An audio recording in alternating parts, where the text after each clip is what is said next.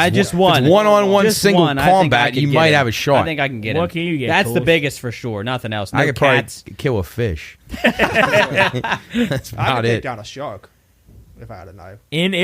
In the water? Depends on in what the water size. with the Yeah, shark? yeah. No I chance. mean, Like I'm a little not- sand shark. I'm losing a limb. You tie it to the end of a Yeah, I'm what gonna of a kind, stick. what kind of shark? Is it a great white? Great white, yeah. Oh, No good chance, God. Grace. Oh my God! As soon as it gets a hold of my ribs, it's just straight. Plus, the piercing the skin of a great white is going to be really I don't hard. think 6 inches is going to get deep No, enough. it won't. In the skin of Oh, a no, great that white sounds is sick. You're like gonna go, the- Because that probably was the worst animal you could pick. Don't great whites have some of the Well, no, toughest that's skin in Probably the going to world. drop the knife anyway. Yeah. It's not my choice. You might man. get one strike, and But then a the great thing white's just jaws That's would not my choice, but I'm just saying that if I was forced I think you in that could kill a situation- sand shark. I don't know about I'd a great slaughter a white. sand if you're shark. off the coast of the Atlantic, the waves are like Dogfish. 8 feet high, and you're fighting a great white in the water. Yeah, I got it. You're dead though. Right in the eye, dead. Well, you're dead though. No, you I'm said it losing a bit limb. your lip. Well, you're You You saying survive shark He attack? says that call.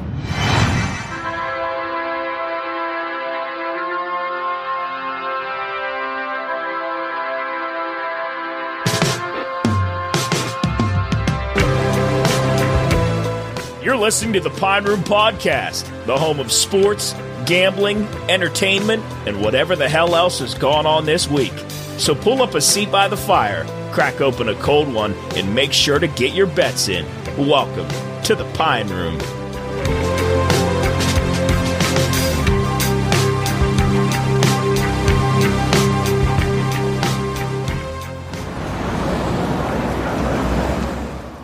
This episode is sponsored by our good friends at IC Cab. Whether you're in the Ohio Valley, Pittsburgh, Cleveland, Columbus, Morgantown, or Charleston, you've seen the cars around. IC Cab provides a simple transportation service for all your transportation needs, be it a ride to the Pittsburgh airport, because we all know it's cheaper than parking, corporate transportation, courier services, or just a ride home from the local bar. IC Cab is your way to roll. To book your next ride, call 304-232-1313 or schedule a future ride at iccab.com/contact. Then all you got to do is fill out some info and boom, you got a ride coming your way. Oh, all right, that's me. Give them a call. Tell them the Pine Room sent you.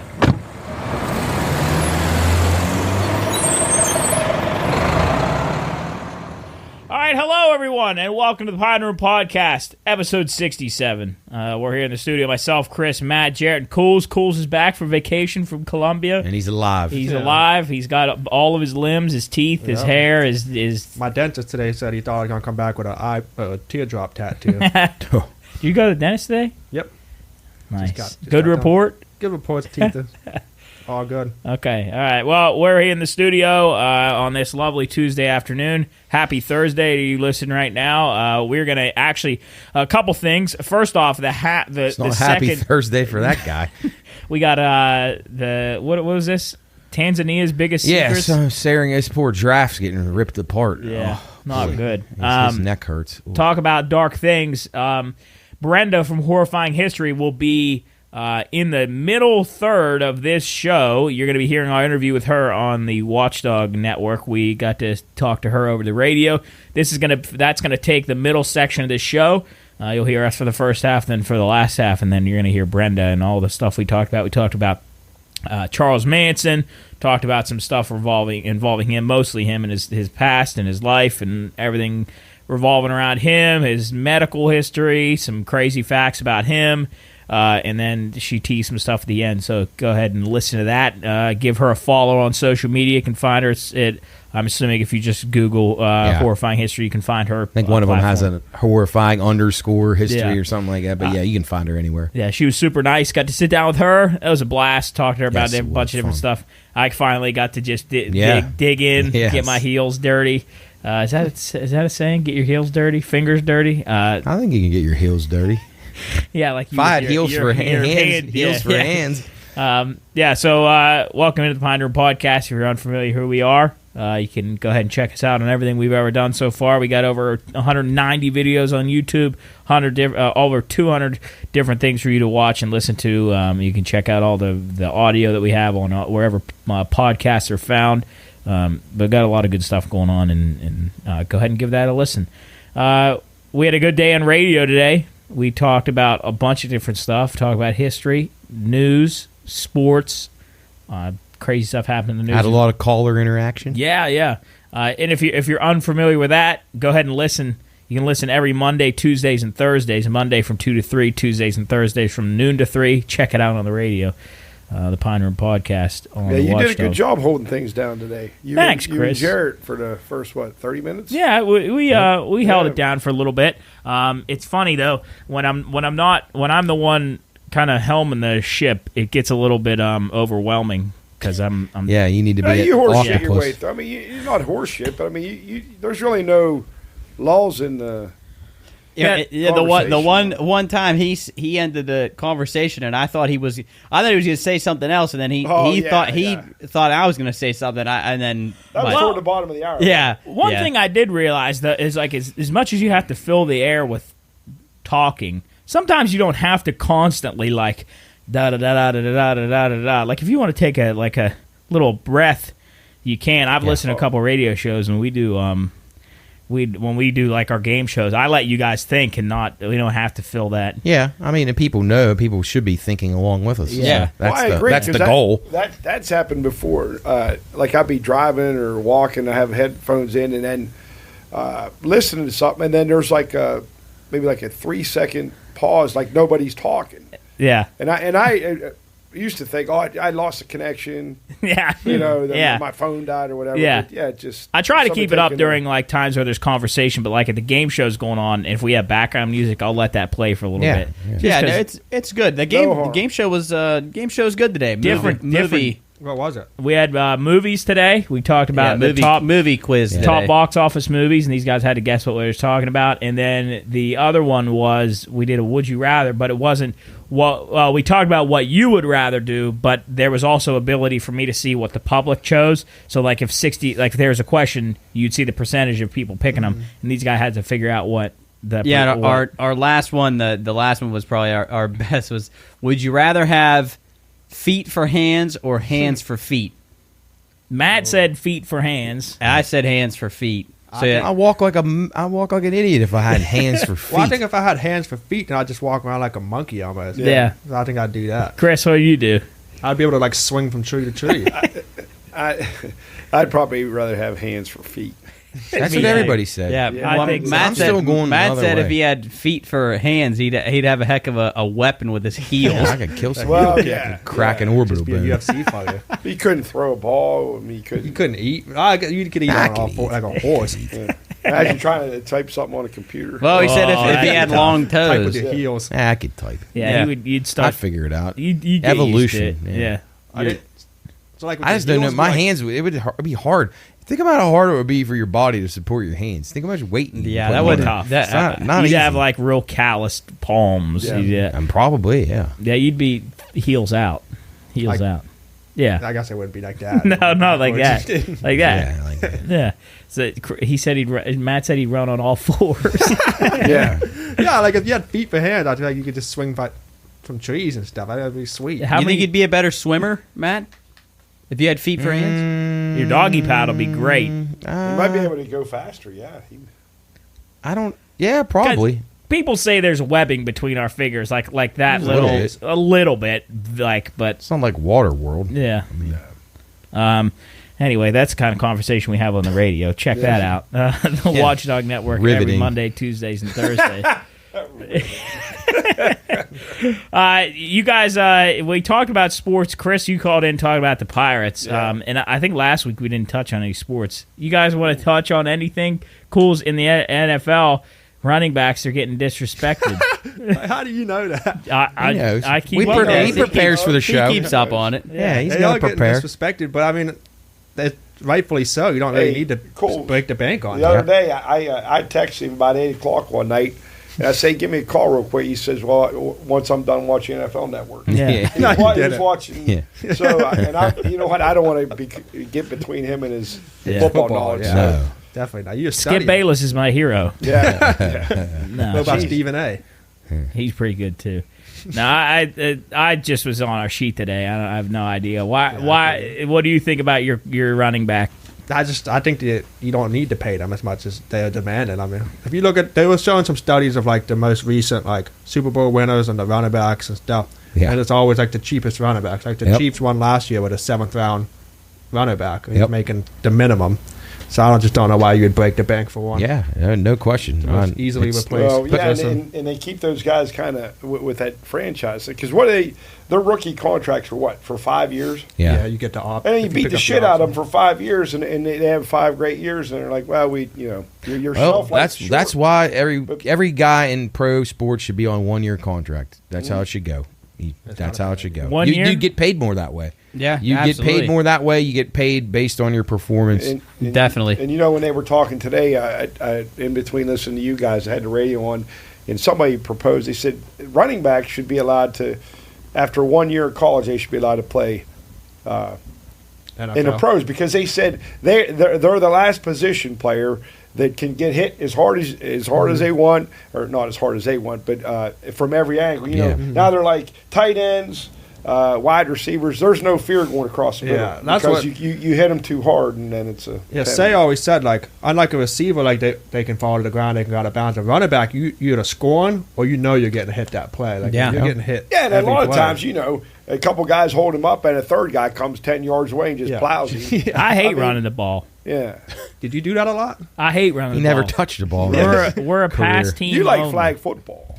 I hated flag football. Yeah, I what was hate it? football. I'm sure we've talked about it before in the show. But how My was stat your line? Yeah, what was your stat line in flag football? Man, if they had me on fantasy, I'd be breaking. You'd be number one overall pick every year. We would drop him. Wouldn't we just drop him? Yeah.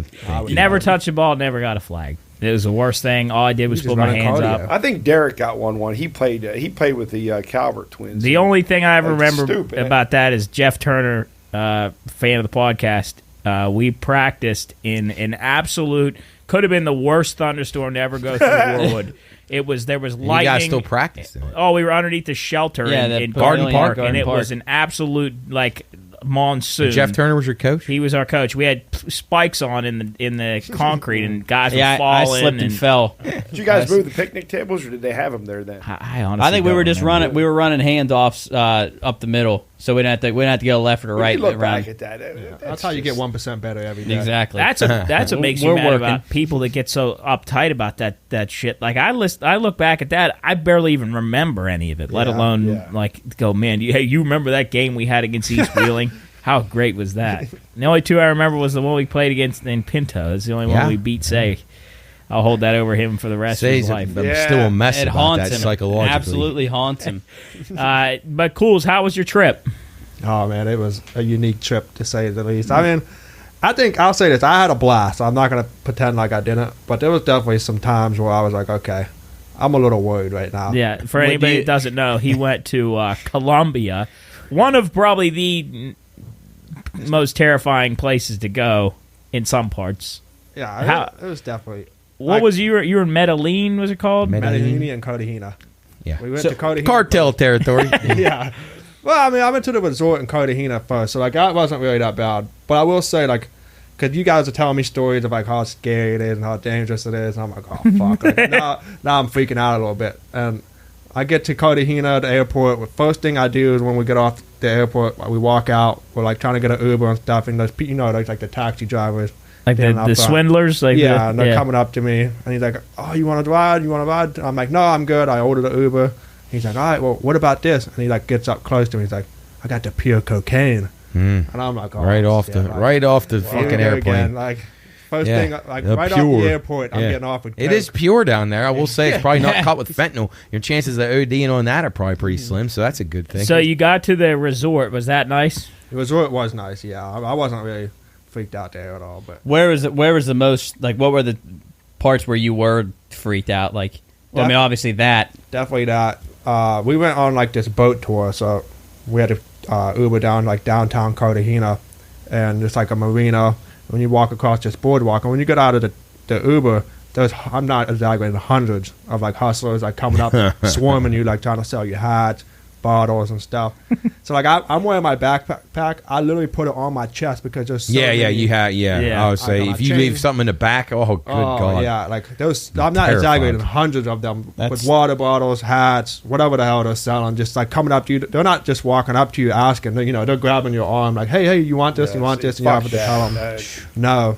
So then we get up to the boat, and they're just swarming us, and we're thinking, like, remember how, like, on the Antigua, we got on the boat, you have, like, your own private boat. Yeah. There's, like, 5, 6, 8 Yeah, people, just like you. Just like you and your It's a group. smaller boat than that. It's like a speedboat almost. What body of water were you guys going in?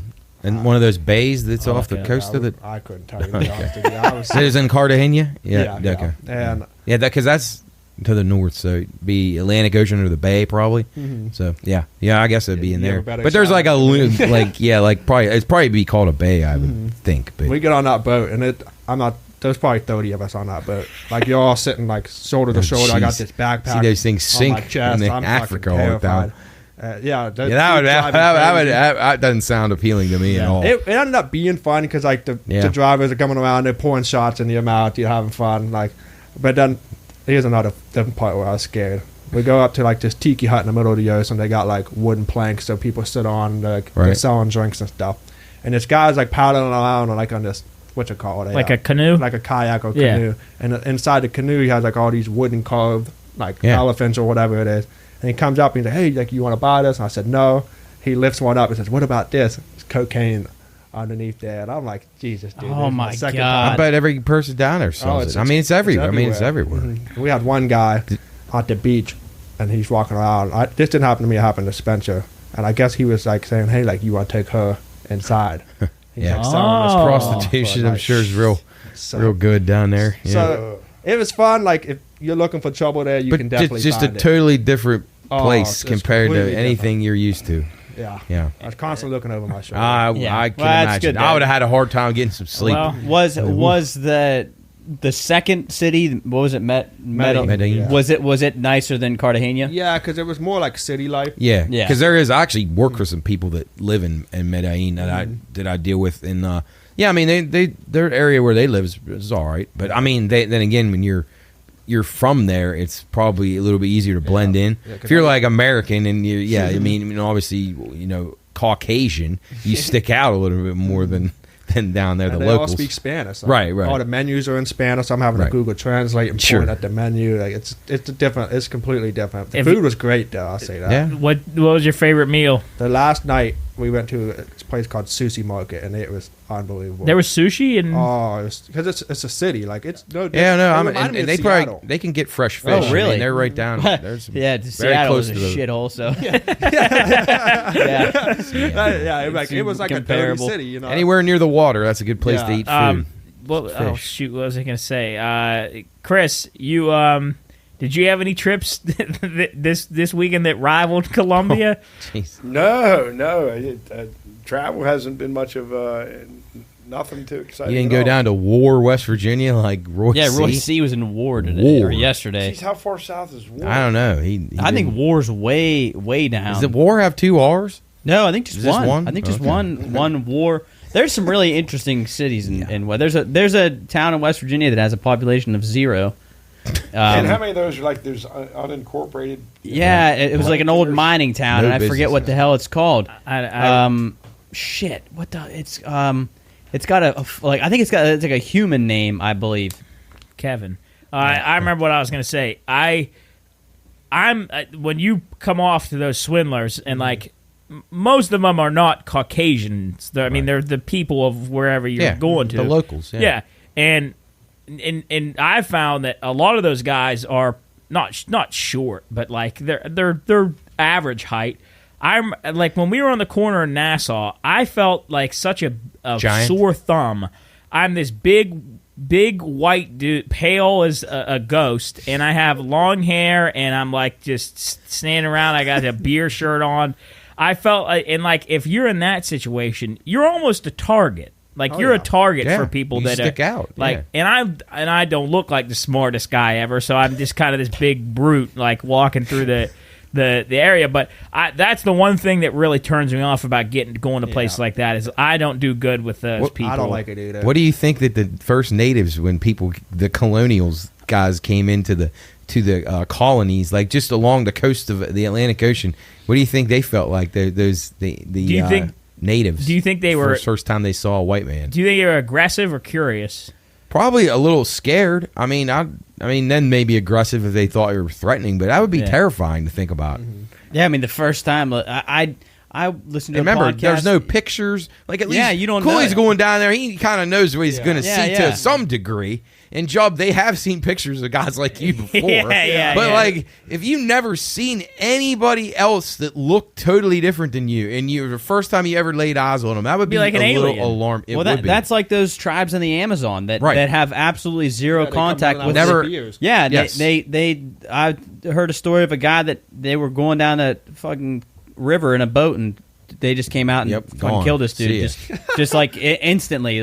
They said they ripped him open to see what he was eating because. I wonder how many people, like how many cultures or civilizations that are out there that haven't been discovered yet. Like, so the one famous one, or they're called the Sentinelese. They're from Sentinel Island, it's called North Sentinel Island. The Andaman Islands in the Indian Ocean, and there are famous pictures of like these guys with bow and arrows trying to shoot helicopters and like drones and stuff like that. I remember reading and researching this when I was in middle school in Mr. Stid's class. Shout out Mr. Stid. This guy says he doesn't remember anything. And these people, I remember this photographer was taking a trip, and he wants to be the guy to make the contact with these guys.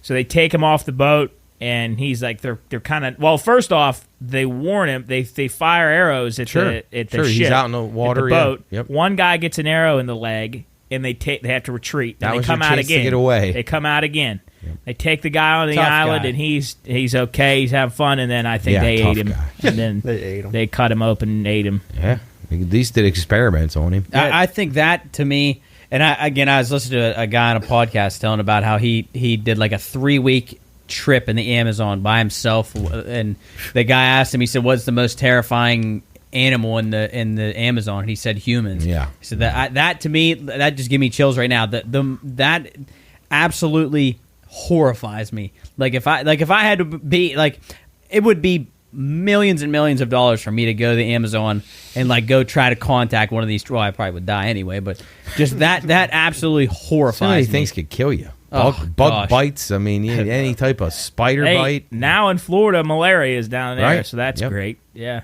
Yeah, you got malaria. You got the algae that's killing people. You got flesh-eating bacteria. Yeah. Brain-eating amoeba. If you were over there, like, if you needed medical attention, what kind of care would you get? They might figure since you're the white man, you might be considered rich, so maybe they would take care of you. The bill would be pretty hefty. I was going to say, Chris, a gun or a knife, or either one to kill yourself, because there's no way. If you get hurt out there, you're done. You're finished. You're finished. You mean in the Amazon? You're done. You're done. I mean, you're gonna get eaten alive by a. You're gonna get eaten alive by a. So you would? Do we ask this question? Gun to kill yourself. Yeah, 100%. It's really not for. It would be, but I mean, if I get hurt, save one. Bullet. Yeah. Did we ask the question about whether you would rather try to live like in the Serengeti or the Amazon? Which is way harder to survive in? You'd probably. I think the Serengeti. I'd probably take my chances in the Serengeti. I think. I don't know. I think I'd have to do the Amazon. You think so? Because I don't have to worry about mountainous cats that can run 75 miles an hour on top of all these other things. The Amazon. I mean, you got. There's I don't know. That's a tough. Deadly that's a really animals tough all around that, but I think I might take my chances in the Amazon. I think the Serengeti just because it's dry. Our buddy Earl asked a question kind of along these lines. You have a 6-inch knife. What's the biggest predator you can fight to the death with? Oh, he said a coyote. No, that's an absolute. I would kick a coyote to death. He said a coyote. I said I could probably get. I think I could get a wolf. Probably. I think I get. Depends on how many wolves. Just one. If it's one-on-one single combat, you might have a shot. I think I can get it. What can you get? That's the biggest for sure. Nothing else. No I could cats. probably kill a fish. That's about I could it. take down a shark if I had a knife. In the water? Depends on what in the water size. with the shark? No chop. Like a little sand shark. I'm losing a limb. You tie it to the end of a stick. What kind of shark? Is it a great white? Great white, yeah. Oh, no chance, Chris. Oh my God! As soon as it gets a hold of my ribs, it's just plus piercing the skin of a great white is going to be really hard. I don't think 6 inches is going to get deep enough. No, it won't. And the skin of a great white is you're like. You're going to go.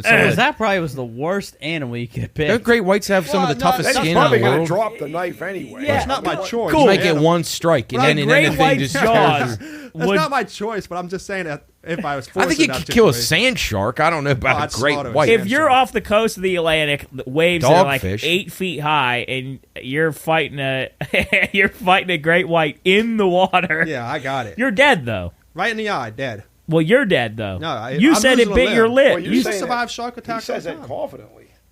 is Saying it? that very Yeah, I with- think But like that would. knife would not even phase the shark. So, I wait, don't- so maybe you- if you got him in the eye, Yeah. That's my or goal. the snout. So he I mean, grabs Go right you. up his nostril or eye. He and that grabs you. might stun him enough that you could maybe get away if you had a boat like But I gotta right kill there. It, though, so I'm swimming. Oh, under you're it. killing it. I That's gotta get on that's its you back. could never get to an organ where it could hurt it bad enough. I mean, What do you I think? guess you could Brain. slide down his gill as hard Yeah. as you can't. You can't cut the skin so tough. You Is it go that to. It would actually probably cut you worse than it. Let's see. Biggest animal. I think I could What do take you on a think, Matt? gorilla. You think you could get in it I could kill besides a I could fish? kill fish. Are you Maybe talking about- maybe that bird, a monkey, But a it- rabbit. does I like it to have kill a to- raccoon. Does it have to? Is it fighting back, or are you just talking about? Yeah, fighting. Yeah, like if it attacked you, what do you think the biggest like, animal you like could you get? could kill that giraffe that they just showed, couldn't you?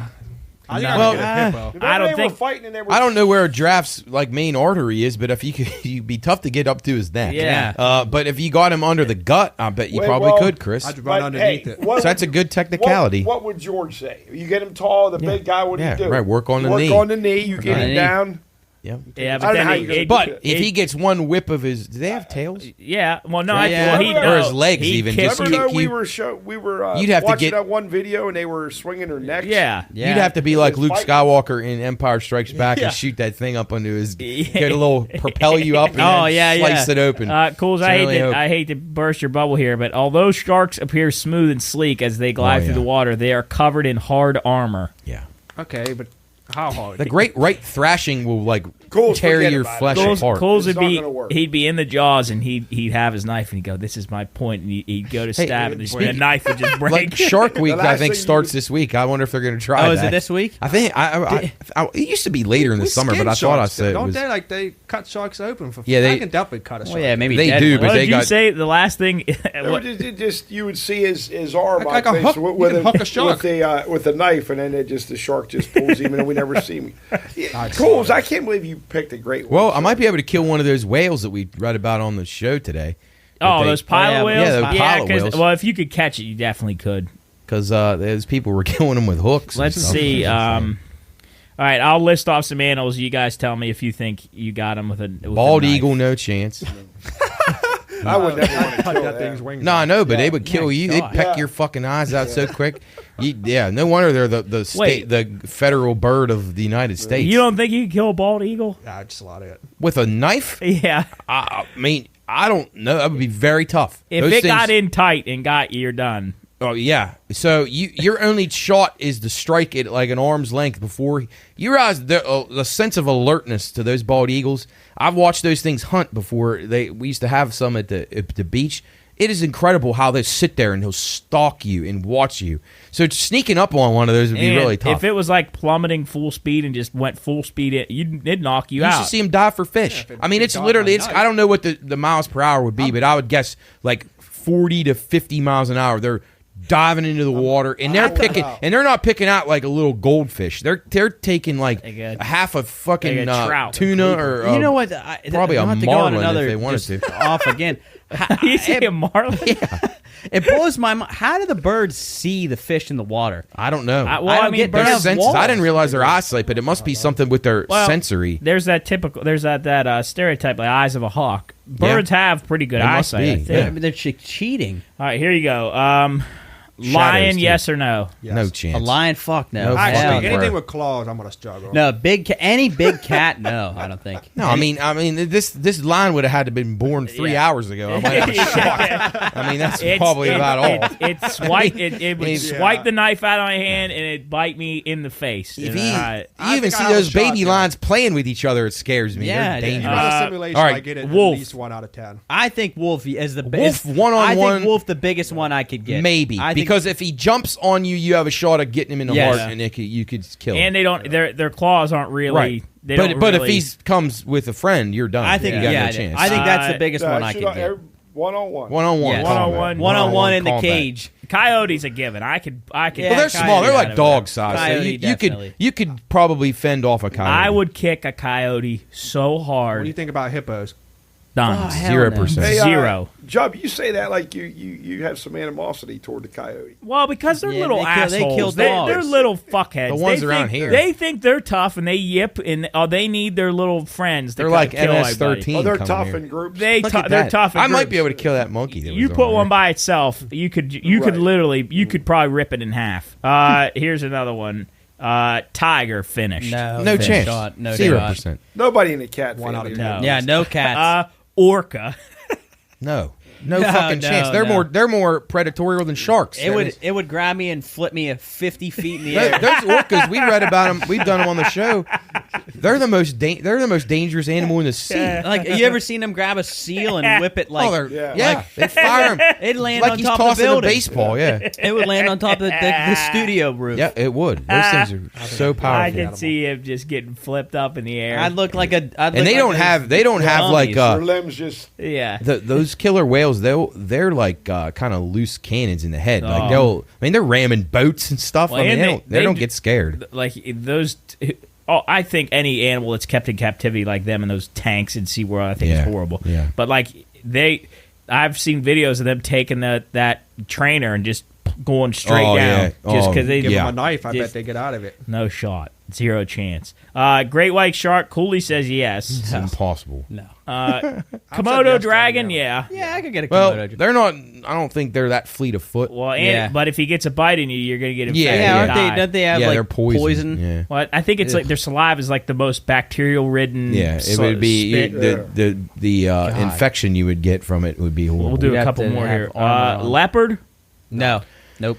Yeah. No Nah. big cats. Zero. I mean, no, you down to a small size mountain lion cub, but even those things are terrifying. But no cats. At I would all. try to get him in a headlock or Cats. something. Big cats scare me. Bobcat, yeah. Yes. You'd have a yes. shot with a bobcat. Yes, You'd have a shot. But that's not like a big cat that I'm talking about. That's Grizzly that's bear? A medium A cat. lynx. Yeah. Grizzly bear. Absolutely. I don't think you Grizzly can stab. You know what? If the grizzly bear is coming, I'd probably stab myself. Yeah. Finish myself Right off. through my head. Can you do the get big No. to a grizzly bear? No, it's only 'Cause black bears. I think they see that as a challenge, and then Right. they just want to. Do that? Is there They any? always said to No, scare that's them. a black bear. Oh. Is there any way that you could get away from a Well, grizzly I bear? think you. No, I I'm- take that back. I Play take that dead. back. God. Hold on. I thought They're all it- pretty fast, aren't they?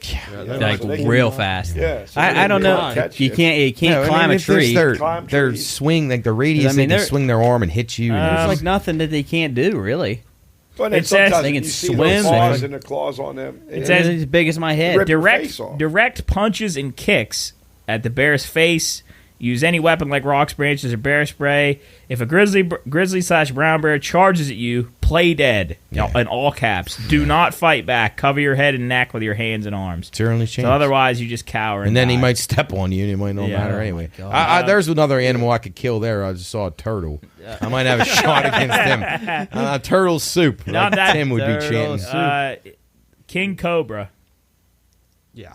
Well, I'll give myself a chance with the king cobra. I mean, but it's literally 90-10 him. If he strikes, it's over. Yeah, but I if mean, I could somehow get him before his fang got me and cut his head off, but then he could still bite me though. That's the problem. Yeah. He could finish the It bite, would just go right into and then the- we Ooh, both yeah. die. Yeah. God, what a way to go! God, You that killed the would king be tough. cobra, but he still got you. Maybe I might try to throw the knife at the what I cobra. was Maybe, doing, maybe. throw If it. Yeah, he just I'm not accurate enough to do total that. miss. I need to be like if I miss it, I just run. I like to be had to be like LeVar from the Revenge of the Nerds to be able to Oh, do that. the javelin? Yeah, I don't think Austin Hedges could I kill, could get a kill a zebra. cobra. yeah, zebra, you have Yeah, a shot. zebra. Jump on his back like a horse and Uh, slit his throat. Any more on here? This is very Nile creative. crocodile. No chance. No fucking way. prayer. You can What get a is croc- wrong with you? That knife in his back would feel like a bug bite to him. Like he wouldn't Crocodiles even. can't even zigzag. He I would- hit 1 euro step on he his would. back. And he'd lash his tail, knock me out, and it's over. Fucking drag me to his lair and feed me to his kids. Over. Is there anything else in here we could do that'd be like reasonable? Hyena. I think I could get a hyena. You guys are One in one. In one. Yeah, 'Cause one- they're pack animals.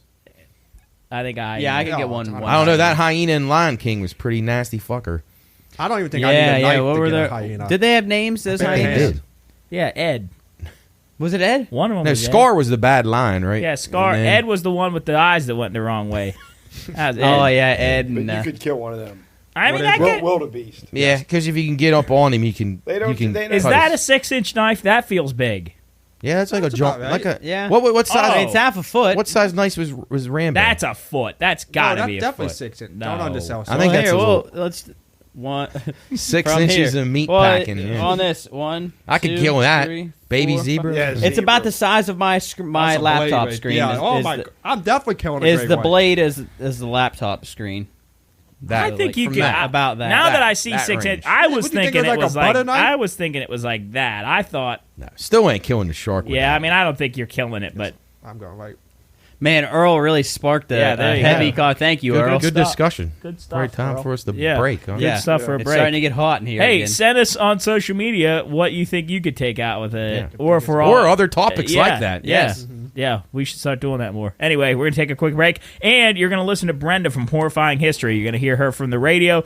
She runs her Horrifying History accounts on Spotify and anywhere you can find podcasts and the like. She talks about supernatural things, conspiracy theories, kind of stuff like that. Super cool stuff. Go check her out. But this is Brenda from Horrifying History. Enjoy. You're listening to the Pine Room Podcast, but you don't just have to listen to the podcast. We have some other stuff out there too, like Bettor's Last Stand, our sports betting show covering all things sports and betting. Or Soup and Stuff, where Soup sits down with business owners, athletes, and other professionals for good conversation. Or, if you want to listen to us live, you can tune into the Watchdog, FM 98.1 or AM 1600. Or you can listen live online at thewatchdognetwork.com. You're listening to the Pine Room Podcast.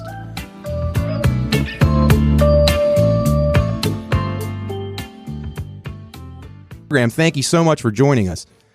No problem at all. And like I said, if the power cuts out, either I'm in a bathtub somewhere or perhaps my house is gone. I can't really say which. Well, let's certainly hope not. Was that something that was on literally on the radar today? Were you guys supposed to have high winds, or is that common this time of year up there? It's really common here in Ontario. We're considered to be a tornado valley, and the reason is it gets incredibly humid and hot here. So we've been having the hot weather for about a week. We've had a couple bad storms already, but this one, it was hilarious. I was trying to dial in to come and talk to you guys, and all of a sudden, that's when I got the alert on my phone that you should consider hunkering down. I'm like, I'm in my basement. I'm cool with it. Then as I pick up, I'm like, oh, crap. They're like, definitely consider hunkering down. So we'll have to see how it goes. Brenda, did you say it's a tornado warning? Oh, I just got another one. Yep. So warning means that it is happening, right? There is one, and it's probably somewhere close to you, correct? It's likely. I actually explained it to a friend of mine. I used to live in Western Canada. Now I'm in the East. So in the Western Canada, they actually have what they call fire season, forest fire season. Right. So they're used to having smoke and everything every summer. It looks like sunset. And out here in Ontario, Eastern Canada, you're used to tornadoes. You get a watch, and it's like, oh, yeah, it's just another day ending with Y. And so when it kind of got swapped around this year, it was kind of hilarious to have them panicking over tornadoes and people here panicking over smoke. Right. I've dealt with both, so I'm like, yeah, whatever. Yeah, you're a veteran of that stuff. It's been kind of a horrifying summer up there in Canada for everybody, from on down with the fires and then with the tornadoes. So hopefully everybody stays safe. Did the fires impact you at all? Were you guys heavy smoke area? We did have actually a forest fire. I'm right on the border, near the border of Quebec. So Okay. I got affected from there. So there was one about, I'd say 30 kilometers away. Well, I'll say for you guys about 40 miles away. And it was about 40 miles the other direction. But I'm like, I'm good. I live in the cement jungle, so I should be okay. I'm used to the smoke, though. Then, as I mentioned before I came on air, last May, we had what was called a derecho. And it's a very rare weather event. And basically, they say, like, when you have, like, a touchdown, or just one touchdown or something like that, it's a tornado. A derecho is like, that would be considered like a soldier. A derecho is considered an army. So it hit the entire southern Ontario. It cost me $25,000 worth of damage. I lost my roof. But but there's still people trying to repair from that. And it basically, we were lucky, only 11 people died because it was the entire bottom half of the province that got affected. They say it's the most expensive weather event in Canadian history. Goodness gracious. Wow, that is really scary, truly scary. But shifting over to other scary things, your podcast, I just fell in love with it. I started to listen probably about a month ago, and then I shared it with my other fellow Pine Room members here. And I know Jubb and I have listened to several of your episodes. You do such a wonderful job just laying out the historical events and just the crazy happenings that you research and put on your show. Just tell us a little bit about how you got into this. Did you ever see yourself doing something like this? Was this always an area that you were interested in? I mean, you do such a fantastic job. Just tell us a little how you got started on it. Well, first I'm going to start with hell no. Yes. I actually, before 2017, I actually didn't listen to podcasts at all. I was one of those girls who listened to their music list in the gym, and that's about it. But then my girlfriend developed and put it on social media that she was doing her own podcast with her brother. I had to be a good friend. I had to listen. Sure. And I fell in love instantly. It's almost like podcasts are an evolution of almost satellite radio, where satellite radio came in and gave people a lot of freedom. Podcasting gives people even more freedom, but now you don't have to be famous to actually put out a podcast. And so I really enjoyed listening to a lot of the niche stuff that's out there, and I realized there wasn't something there exactly what I wanted. So I ultimately decided maybe I should just fill that niche myself. Well, that's incredible. How did you end up settling on the topic that you do, or topics, I guess, or your genre, or whatever you want to call it, your type of podcast? I mean, you're on the Darkcast network now. I mean, was that all thought out, or was this just stuff that always interested you? Well, I've always been interested in the paranormal and supernatural. And the reason why, I guess, is if you think of, let's just say, gravity. We all know gravity's there. We all know what it consists of. But let's just say it was the 1400s. People didn't know that gravity was a thing. They just thought that it is what it is. And, or if something would happen because of gravity, something would fall out of the sky, it's got to be divine intervention. But now we know a little bit different. So my thought when it comes to the paranormal is pretty simple. It's not necessarily that it's all faked or what have you. People have different opinions. There is different biases that come into different experiences, of course. But there is a reason why lore developed. There is a reason why these stories came about. And that's what interests me, is the behind the scenes, how that came about and play, right? Right. But also on top of that, I find that with just the paranormal, eventually a lot of these mysteries get solved, and that's what I love. I love a good mystery, and I love a good story. So when I was on my friend's podcast, it was actually funny. She asked me to go on just because she wanted one of her friends on. So I went and told, and hers was a spooky-based one too, so I told a story.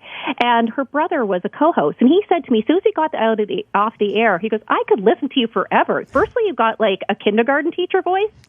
And he said, but secondly, you can tell a story really well. And he goes, and I'm a voice actor, so. And he goes, why aren't you telling spooky stories? And I'm like, because I work in healthcare, I see spooky every day. But it really started the wheels turning. So I was actually living in Western Canada, and I was moving across the country. And I'm like, I'm not doing this. Instantly, the idea popped in my head. I already knew what I wanted to call it. I knew how I wanted it to flow out. And as I'm driving 4,000 miles across the country, I'm like, no, Brenda, nope, don't do it. Bad idea. You got too much on your plate. You got to unpack. Then a logo appears in my brain. Nope, don't think about that logo. Oh, nope, don't plan out season 1. Don't do it. By the time I hit Ottawa, where I live, I had the first 3 seasons planned. Oh, that's awesome. Yeah, well, you've done an amazing job with it. So all your ideas have been great, and your voice is. I tell you, when you're listening to it, and Jubb will back me up on this, it is. It's like you're taken to the story itself. Like I'm out of wherever I'm doing at the time. I'm totally ensconced in your storytelling. Again, we're talking with Brenda from the Horrifying History Podcast here on the Watchdog. Yeah, talking about your voice, Brenda, it's actually kind of a funny juxtaposition. You're such a sweet-sounding person. Like, you're so, like, especially when I just say it's on the phone right now, because I haven't talked to you in person, you're so nice-sounding, and then to think that we were going to get into these dark, histories and stories, it's really interesting to me, and it actually bolsters how you are as a person, and it's pretty cool. Yeah.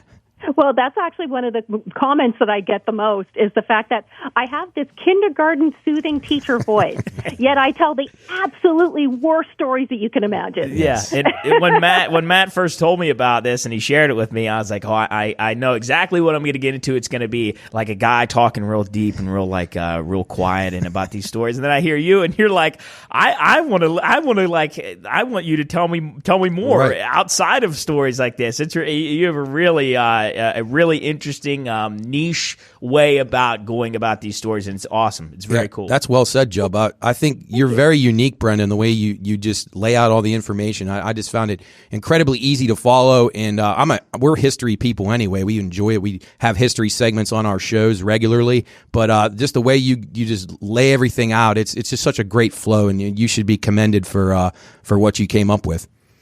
Well, thank you. And the one thing I found that I didn't like about a lot of podcasts that I had listened to in the past is the fact that people forget you have to tell a story. It doesn't matter what the topic it is. It doesn't matter if there's one person or 10 people there that is recording.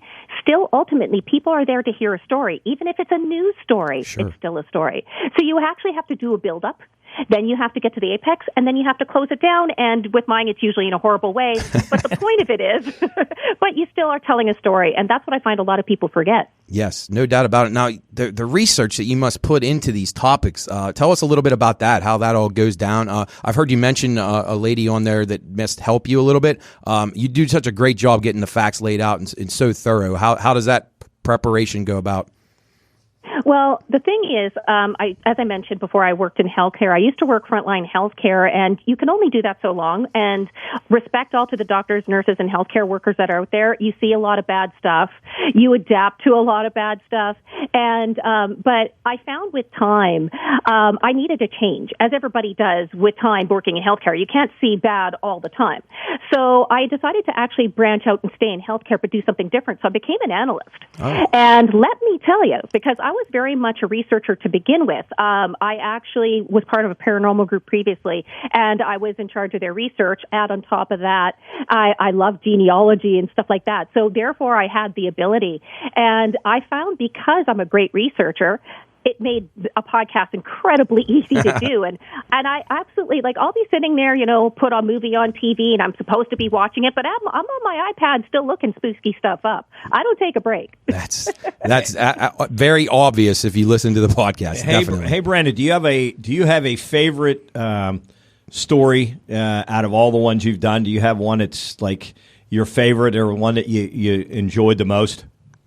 Oh, absolutely, and it's a Canadian story. So I know you guys probably didn't hear of it, but I'm going to give you a hint. There has been a lot of songs about it, books written about it. Even there was a TV show by NBC, I think it was like in the early 2000s, and it was called The Black Donnellys, and it was based off this story, The Black Donnellys. And why I love this story so much is that it happened in the mid-1800s, and people just have this idea about Canadians that we're all nice. We all say thank you and apologize too much, and that's true. I don't say a boot. I don't do that. I don't say a. That we don't all do that. But the point of it is, everyone just thinks we're kind-hearted.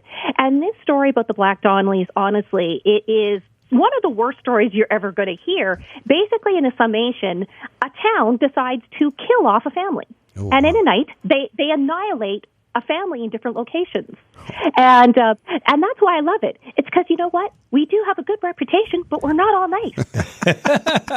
I think that can be said for a lot of places on the earth. But well, you seem pretty nice to us. And again, we're huge fans of what you do. So you talked about the research, but how do you come up with topics? Are you always just kind of have your ears open, waiting to find something new? Do you take suggestions? How does that process go about? All of the above, actually. I definitely get a lot of great ideas because we've been around. In October, it'll be 4 years. So we have a great following, and a lot of people will send us a lot of the niche stuff from their area. So that is such a great help. And if you send me spooky stuff, I'll read it. Yes. It doesn't matter. Yeah, I'll read it. But also, it's even my mom brings up, how do you get up with all these story ideas? How possibly many spooky things can there be? And how did I raise a child like this? Well, it actually all started with my grandmother, because my mom would drop me off once a week there. She'd get the groceries, and so I'd be out of her hair. Sure. And she would my grandma's like, oh, you should read my newspapers. Well, my grandmother's newspapers were the World News, National Enquirer, Yes, the Star.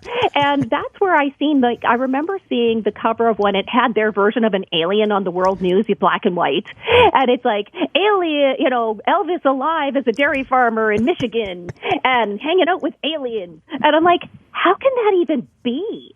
So it was right there. I blame my grandma for making me a little hooked on. It's not necessarily that I just at 3 or 4 years old dove into it believing it. I'm like, how can he possibly be alive in like Michigan and nobody knows? Like nobody even figured it out.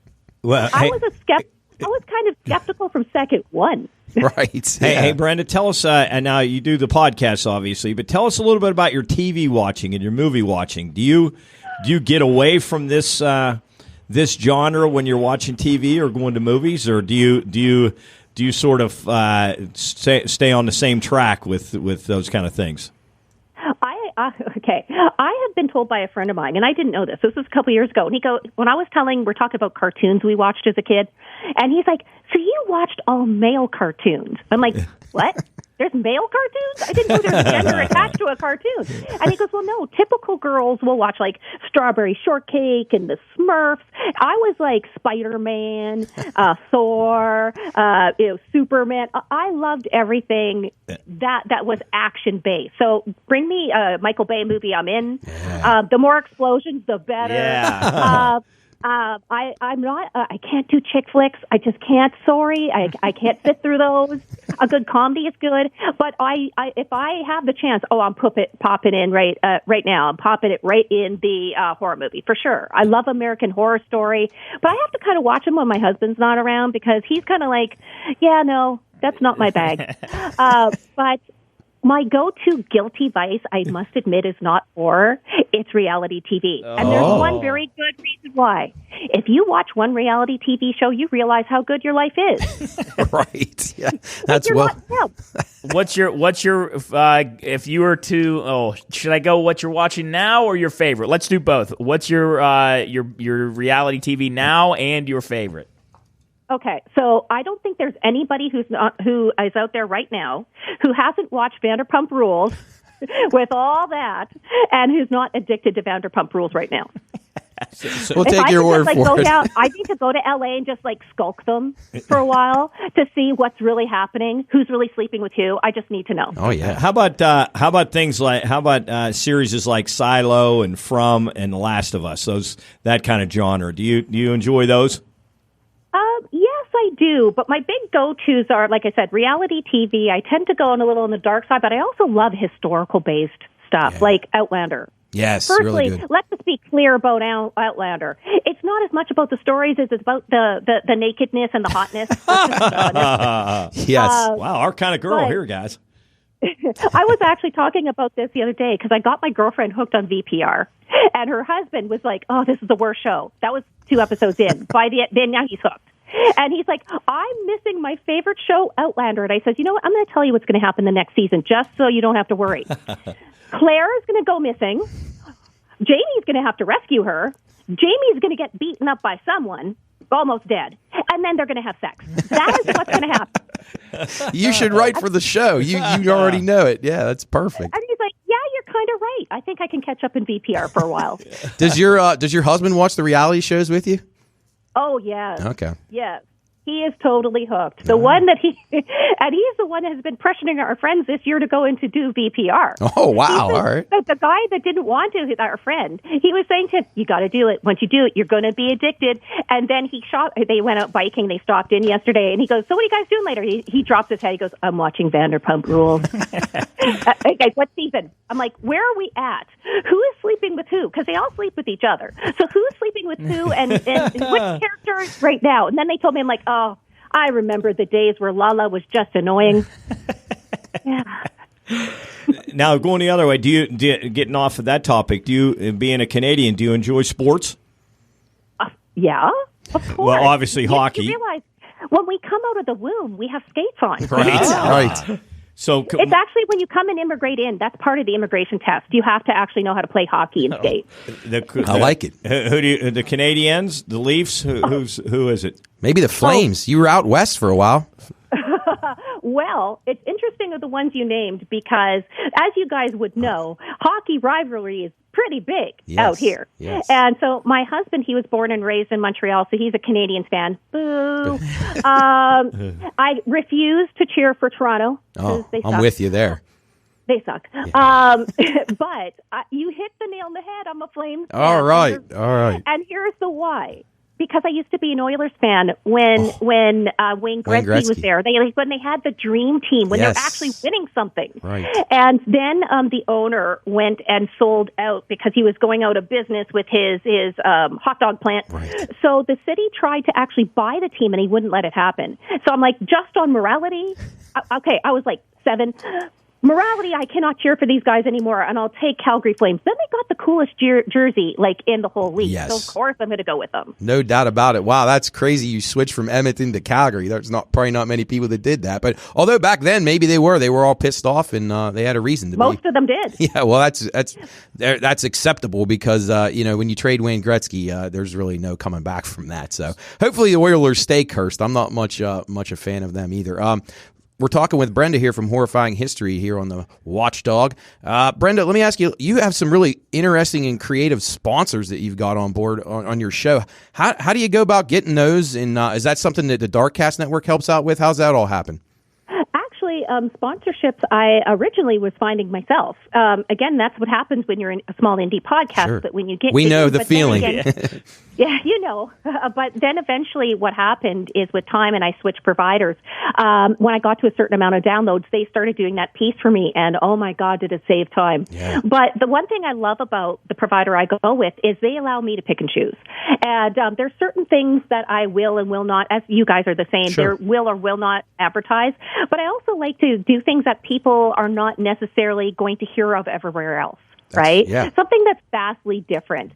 And that's why, I've promoted books before. And I have asked a question. For example, it was one guy on another show. He said, do you actually use those products? I'm like, yeah. Right. I will not. I am very much a believer in that. I will not put anything on my show that I haven't tried or I like because I feel like I've created a little bit of a spooky family out there, and I don't want to send them anything that they're not going to like. So ethically, I have to do that. So yes, I've used every single thing that I have promoted on my show. Yeah, well, that makes total sense. We're kind of in the same camp there as we bring more sponsors on. But yeah, it makes it. Don't you think it makes it a lot easier to sell the product yourself, talking about it, whatever, if you've actually used it and believe in it? Yeah, absolutely. And I guess I'm a little too ethical for my own good to a certain thing. That's what people tell me. Yeah. I actually am not. I used to be very a black and white person. Now I see a lot of gray. But the reality of it is, I'm doing this show. I started it out of fun. I started it because I had an idea that I just wanted to create and put out there. And with that, you guys are in the same situation. You also have to look at your reputation and who you have as sponsors affect that. Right? Yes, absolutely. So I'm very careful when it comes to that piece. If it means me not making a little less money in one episode compared to another, I'm cool with that. I just want to have the things that the people that are listening will enjoy. Oh, that's awesome. Hey, one quick question before we go to break and then come back and talk on our next subject. Is Gizmo still part of your program? Of course. He's in his co-host position, which is sleeping in a bed that's directly beside my desk. And I actually had to go take him to the vet today because someone decided to jump off something high and sprain his dog knee. Oh no. Gosh. Oh. I didn't know that was a thing until this morning. Now, but how's Gizmo going to handle if you get high winds there? Is he going to head for the nearest underneath the bed or a closet or something? Well, the good news is he's on Prozac, so. All right.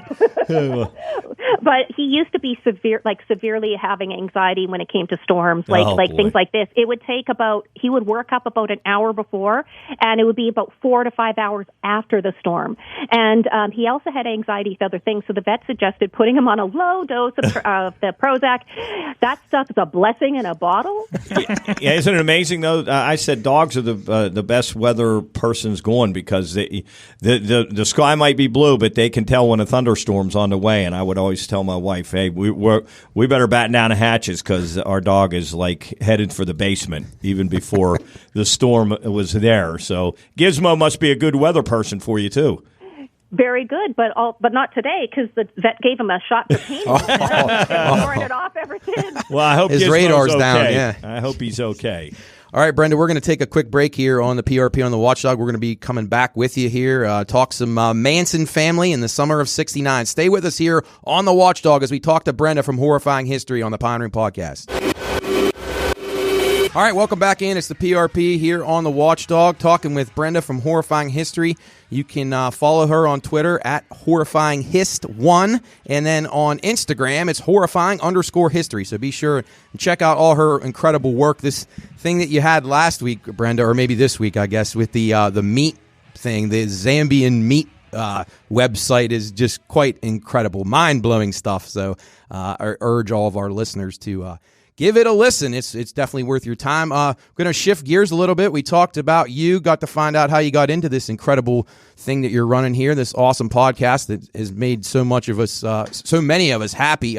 Let's talk a little bit about Charles Manson in the summer of '69. As you know, we are just up the road from McMecken, where old Charlie spent a little bit of time. He actually was kind of neighbors with these guys' moms. Mom, is that correct, guys? Yeah. She remembers seeing his house and kind of the people milling about.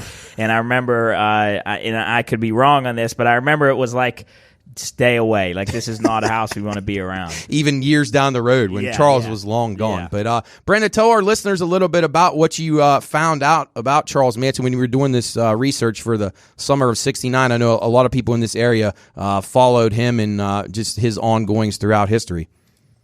Well, interestingly, whenever I listen to other shows or TV shows or when they talk about Charles Manson, it always seems to be a lot of it is the same. It's always about the Manson murders and the cult and what happened with them. But I found that you don't hear a lot about Manson. And the one thing that I always wondered about, because I remember seeing the pictures of him, in the press like everybody else, long-haired, crazy-eyed guy with a swastika on his head, shows no remorse. He has like dead eyes. Then everybody sees the female followers that just committing murder to please him. So I can understand why everybody's a little obsessed with them.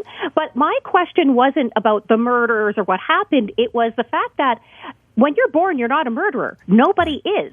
So you have to wonder, was Charles Manson's evil persona, not born, but was it created by the combination of abuse, neglect by people in his life in his formative years, like the basic nature versus nurture? And when I started to deep dive into him a little bit, it's like this dude had neither nature or nurture. Like right. If there was somebody to set up to fail, it is Charles Manson. Oh, no question about it. And you laid out all the his entire life story so well, just when at a young age where he was moving all around and born in Cincinnati and so forth, and spent some time here in McMecken, and he actually worked at the racetrack where I actually work at as my real job. But it's pretty fascinating stuff. What's your opinion? Now, I know you always do a really cool job of getting your listeners involved and asking for feedback. Do you think that if he's raised in different conditions that he may have turned out maybe not perfect, but a little bit better than he was?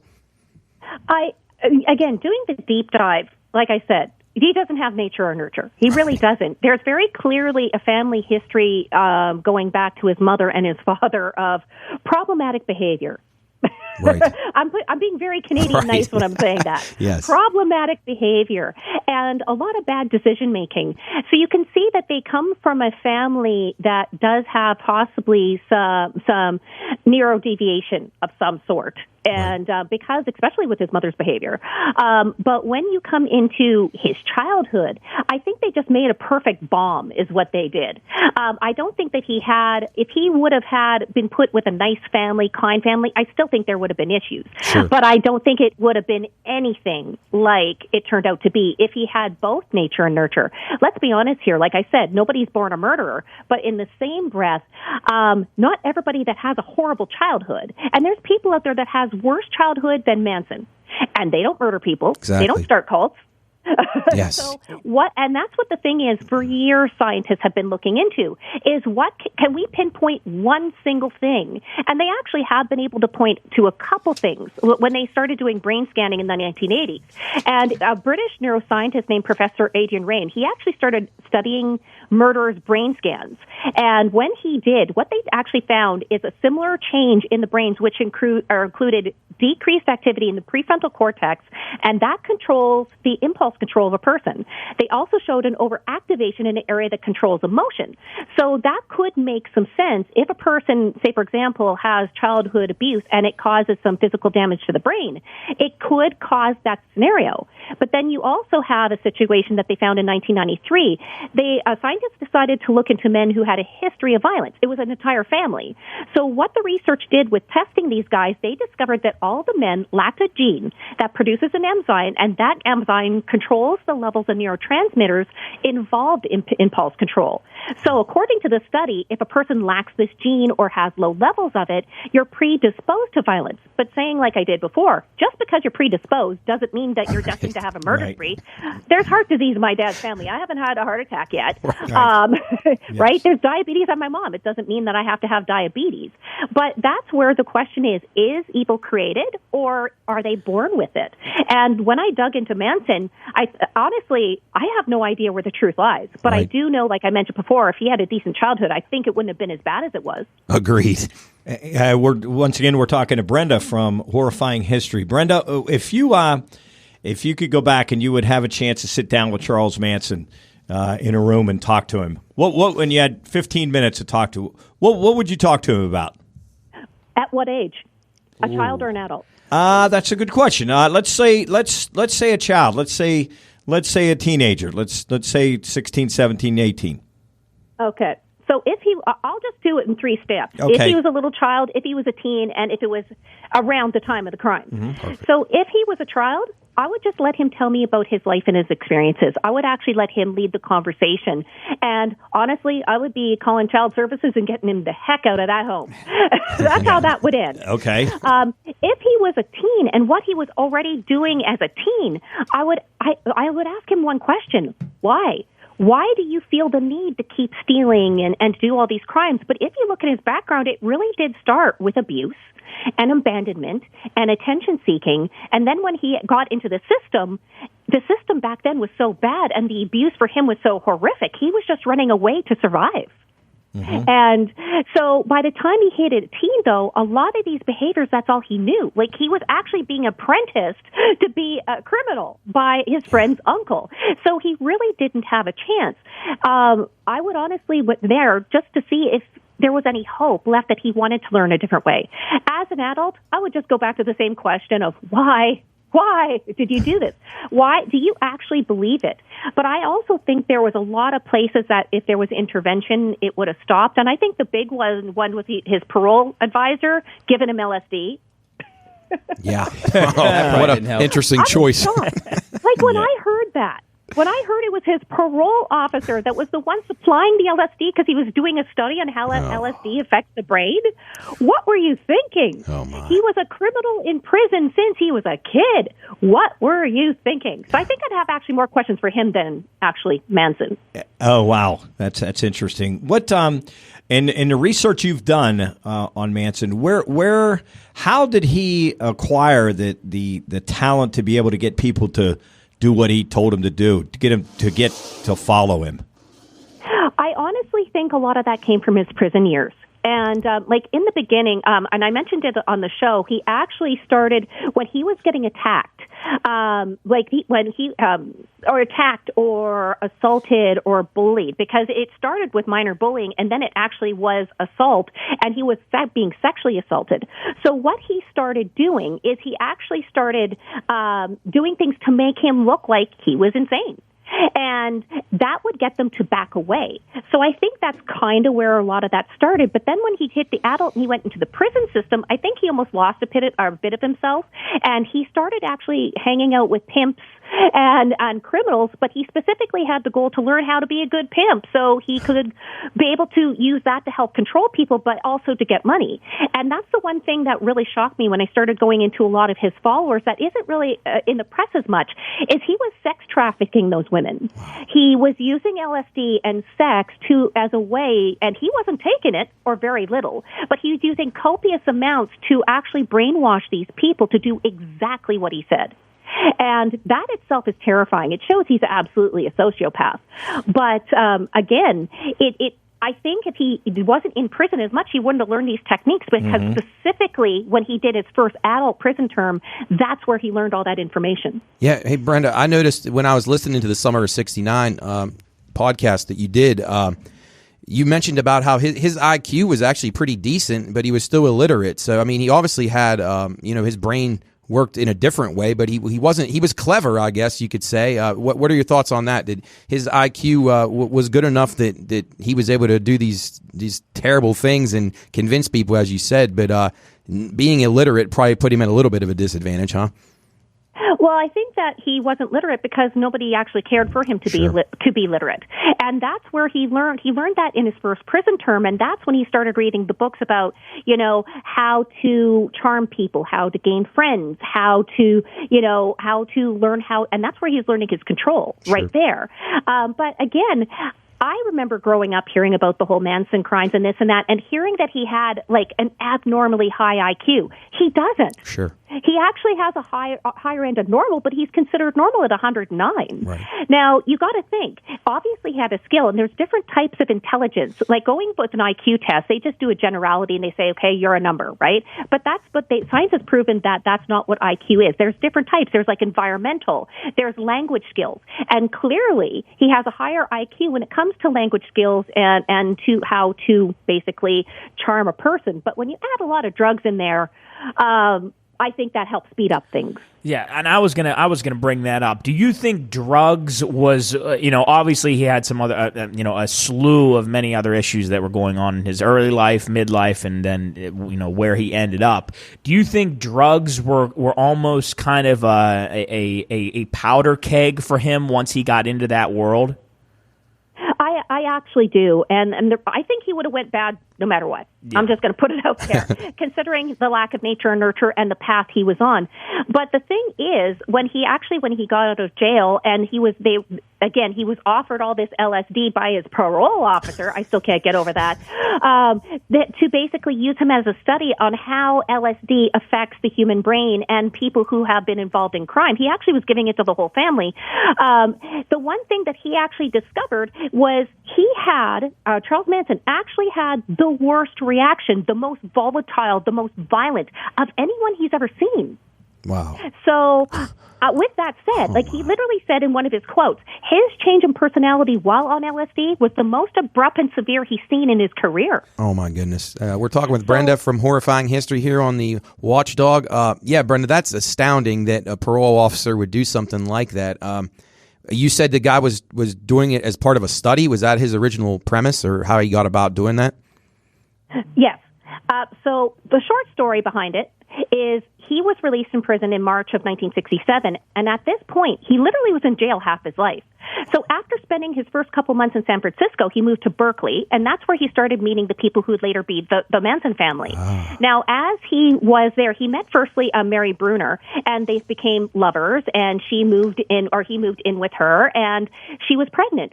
So now that she was pregnant, he was introduced to LSD as part of that. Now, she had to get medical care, so the parole officer actually worked at the free medical clinic that was in Berkeley, and that's where Charles and the family went to. So he was, Roger Smith was his name, and Roger started to receive funding to study the effects of LSD on the counterculture movement in that area specifically. So he decided just to give all the LSD to the patients of the clinic.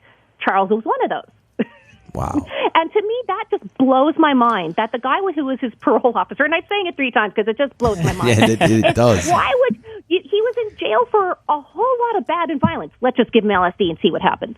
Yeah, and I know that I haven't done a ton of research on it, but I know that in some of the videos I've watched, I've read that drugs like cannabis, cocaine, and especially LSD, or highly what's the term I'm looking for? When you imagine Powerful, things. No, when you visualize It's like things. psychedelic. Yes, like, psychedelic drugs like that, they can increase the risk of developing things like schizophrenia and psychosis and similar illnesses to that. Do you think that might have played a part in kind of turning his brain for the worst? Honestly, I really do wish that I was a scientist that could get his brain and dissect the heck out of it. Yeah. That would give us a lot of the answers we need, but I think it was just a progression. I think that he was born at a disadvantage when it came to his brain chemistry. I think that he dealt with a lot of physical abuse that very easily could have caused concussions, and which did some brain damage and altered his thought process. We don't know what his brain chemistry was, but guaranteed LSD changes brain chemistry. Like, for example, if you drink alcohol consistently over, it doesn't take long for a body to adapt to that and become addicted to that, for example. And if just, a couple beers can do that, what will LSD do? Yeah, that's scary to think about. I think we've seen some of the results of that. Brenda, let me ask you this. Do you think that Charles Manson, just as a case study, his entire life, and then in his later life with the influence that he's had in the people, popular culture, people are very well aware of the murder spree in the summer of '69.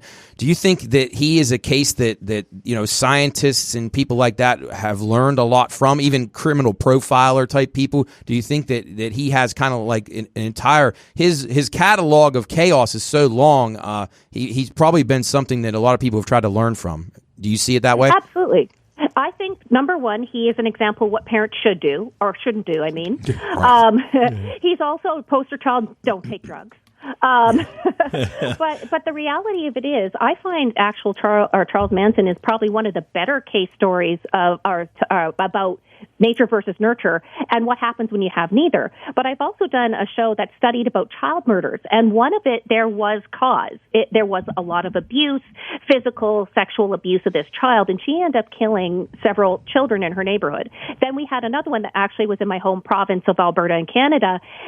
She had nature and nurture, but she still killed her family. Yeah, how do you explain that? That's crazy, isn't it? Wow. And that's the hard thing for me to explain. In the situation of the girl who had her and her boyfriend killed off her family so they could be together. He was 23, she was 14, and she came up with a plan. She wanted to do it. I think that there's some of it that they don't necessarily realize the ramifications of what they actually going to do. But in the same breath, there's something deeply wrong with you if you have nature and nurture and you go down that path. But in the same breath, when it came to the other girl who killed two young boys, she came from a bad background, severe abuse. But she was telling people she was doing it. Nobody believed her because she was a kid. Oh, my. Mm-hmm. I got a question for you. So we're talking. Obviously, we're talking that you mentioned that you think he would have turned out that way, regardless of what other factors played in his life. And you look at things like the book Lord of the Flies, Nature and Nurture. You put somebody in a scenario where they don't have that, they turn into monsters. Do you think that this is the tragic downfall of an innocent child, or is this just a villain from the get-go? Is this a guy that he was born and he was just going to end up this way regardless of the scenario? And that's a hard one to call. I would like to think that if he had a great childhood and the right supports in place, that he would have been fine. But again, we can't predict that 100%. That's the problem. You can't predict who a serial killer is, but there is signs. You can't predict who's going to be a killer. But in certain cases with him, I do think if one of those factors were pulled out, like the drugs, if he had good parents, if he had a role model, I think it would have changed. But I do think that there still would have been problematic issues if he had, for example, if he was raised by the same parents. Yeah, right? No question. If he and what he was allowed to do, and when he was put into the system, and it was a very violent system back then. I just think it would have happened naturally if all things stayed the same. But if you take one or two pieces out, I think we would have a different scenario. Yeah. Do you and obviously you put a ton of research into every topic that you do, and it's just, I mean, for example, the parole officer giving him LSD. I never knew that. That's something that I've never heard of or knew that had taken place in that scenario. Is there any other lesser known facts about Charles Manson that you could give to us and our listeners? Well, I think that there's a couple things that people don't necessarily know about Charles Manson other than that. Like, for example, he is, well, firstly, his parents, his mother was a criminal, actually. And not just like, back then you would think, when you're thinking criminal, you're probably thinking, maybe some prostitution or something, things that were more common for women back then. No, she did armed robbery. Like, she wasn't the nicest chick. She wasn't. And then the guy she ended up hooking up with, now she was only 15 years old and she was a runaway. So she also was very innocent or vulnerable is the word I think I'm looking for. But she got pregnant because she came from a devoutly religious family. She was the youngest of four. She was quite taken care of, but she was known as impulsive and rebellious. And she ran away from home and she became pregnant. Now, the thing that I had to laugh about, and I shouldn't, but I can't help it. So the guy that she hooked up with, who's Charles's actual dad, he was a laborer named Colonel Scott. And he actually was married to somebody else. But he didn't tell that to Manson's mother at all. So that wasn't the only lie. He actually told her that he was an Army colonel, but that wasn't true. Colonel was his actually given name. Oh. So when she showed up pregnant, he's like, I gotta go for some Army business way over there. And he just bolted. And then she figured out that he was a liar and wasn't coming back. So then how he actually got his name is she married a man who was working for a local dry cleaning business named William Eugene Manson. And the only reason she married him was to make Charles legitimate. So when he was supporting her child, he was at work, and his wife Kathleen would not be taking care of her kid. She would go on drinking sprees with her brother Luther, leaving Charles alone or with multiple babysitters. And finally, they weren't married very long before he divorced Kathleen over gross neglect of duty, and that's how he ended up getting his last name. Incredible stuff, Brenda. Before we let you run here, real quick, your thoughts on Leslie Von Houten, one of the Manson family murderers, being released from prison this week. What are your thoughts on that one? Oh, gosh, I knew you guys were going to ask that. Well, here's the problem with it. I do a lot of research. So I did know what everybody else knew of the Leslie Van Houten case, but I decided to go dig a lot deeper, and I actually read her applications for parole. I read the court case itself, the docket, the actual dictation of the docket of what happened in the courtroom, and her parole proceedings. And that really changed my thought about it. The reason is people just presumed that Leslie Van Houten was just evil like Manson. She was a follower. But the thing is, I don't know where I kind of sit on it. She was raised in a very sheltered Christian-based home. Her mother was the disciplinarian. Her father was an alcoholic. There was no abuse in her family, but she was introduced to LSD at the age of 15. LSD again, huh? Jeez, here we go. Right. Then she got pregnant in her high school year, but her mother forced her to have an abortion, and it drove them apart. She had massive PTSD about it. Oh, my. And that's why she got a little dug into the LSD a little bit more, but she still was able to get herself an education, and she graduated from business school as a secretary. Oh. So, and basically, after the abortion, she basically moved out. And she moved out with a guy named Bobby Beausoleil. And that is who brought her into the Manson family. And at this point, she was already a bit traumatized. But the one thing that a lot of people don't know is Manson sexually trafficked his women. Wow. Because he learned to be a pimp, right? Right, so yeah. He dumped them full of LSD where he never took them, and that is how he used it to the drug culture to make him appear like he's the second coming of Christ. That's literally what he told him, and that's what she believed, because she had nowhere else to go. Now, the thing that shocked me is there was no juvenile arrest. The only time that she had any criminality, all the charges were basically dropped, but it all happened with the family itself. Now, she wasn't at the Tate murders. She wasn't involved at all. It was actually the murders that happened the other day, or the next day, the La Bianca murders. But the thing that shocked me is there was another person who was a Manson family member who killed for Manson. 2 weeks later, he got out of jail in the 80s. He actually did the murder. Right. Now, the reason I think a lot of that happened is because there was so much press because of the Tate murders, and the murder of the LaBiancas happened the next day. Right. And I think that was part of the decision of why she got the charges that she did and the time she did when the other guy was out in the 80s. The average time at that time to be in prison for life imprisonment at that time was 18 years. Today it's 28. This lady did, 57? Yes. It's crazy. That's remarkable. Now, but when you break down actually the murder itself, she didn't kill anybody. The death blows actually came from the bayonet shots that Watson did. Right. And then Krenwinkel did all the stabbings. She actually had a moral issue with it. She never wanted to do it. That's why she stabbed her in the butt. Wow. If you're stabbing somebody in the lower back, where she stabbed them in the lower back and mostly in the buttock because she didn't want to kill them. She never had the plan to kill them. She was terrified at this point because Manson basically said, if you don't do something, I'm going to kill you or you're going to be out of this family and you're going to have nobody. So she was petrified. So she kind of went along with it. So I think if it was today's trial, she would definitely be an accessory. Absolutely. But she wouldn't have been, she definitely 100% would be an accessory. But she wouldn't have been doing 57 years in prison. Right. No. Right. Now, the other thing with her is she's the only one that had any remorse. And she also improved herself when she was in prison. She got her degree. Then she went and got her master's.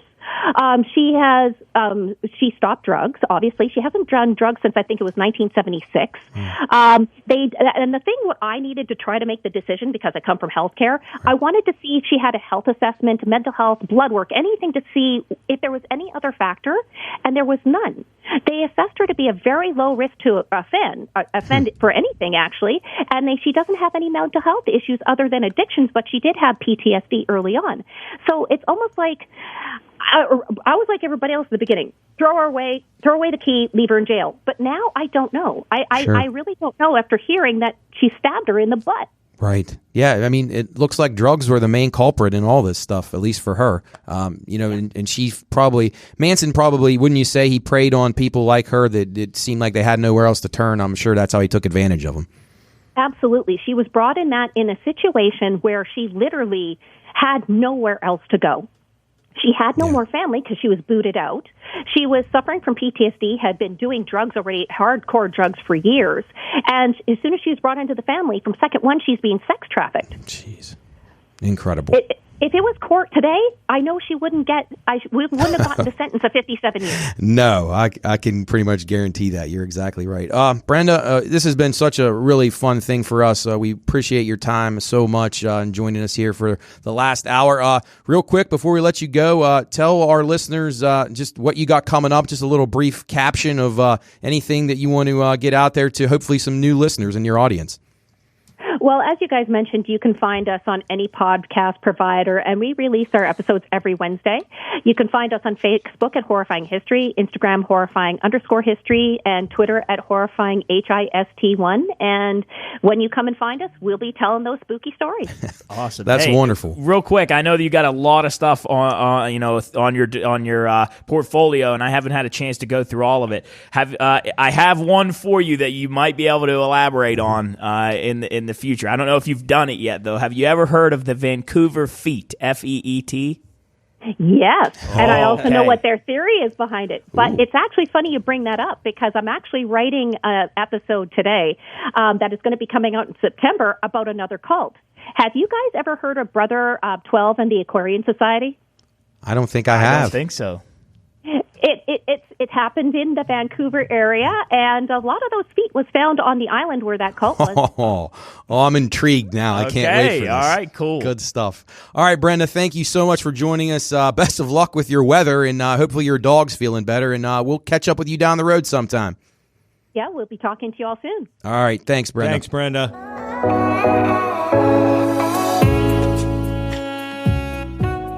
What's up, guys? Jub here. I'm sure you've heard my voice a lot throughout this podcast. But if you made it this far, go check out some of our other stuff. Come on. We got a bunch of stuff. We got stuff all over the internet. We got videos. We got audio, we got store stuff. Go get something in the store. Go get some good stuff for the summer. It's all good stuff. I mean, you're not wasting your money. It's going to be sweet. Wear some cool swim trunks, some flip-flops. The summer's not over yet. You got like 2 months left. So go get some good stuff, slap it on, and then go out and rock it in front of all your friends or family, and they'll ask about what the Pine Room is, and you tell them. You say, I'm a loyal fan of the podcast. Here are my rockin' flip-flops and my fanny pack. So go check out the store, go check out our other stuff, and enjoy the rest of this podcast. You're listening to the Pine Room Podcast.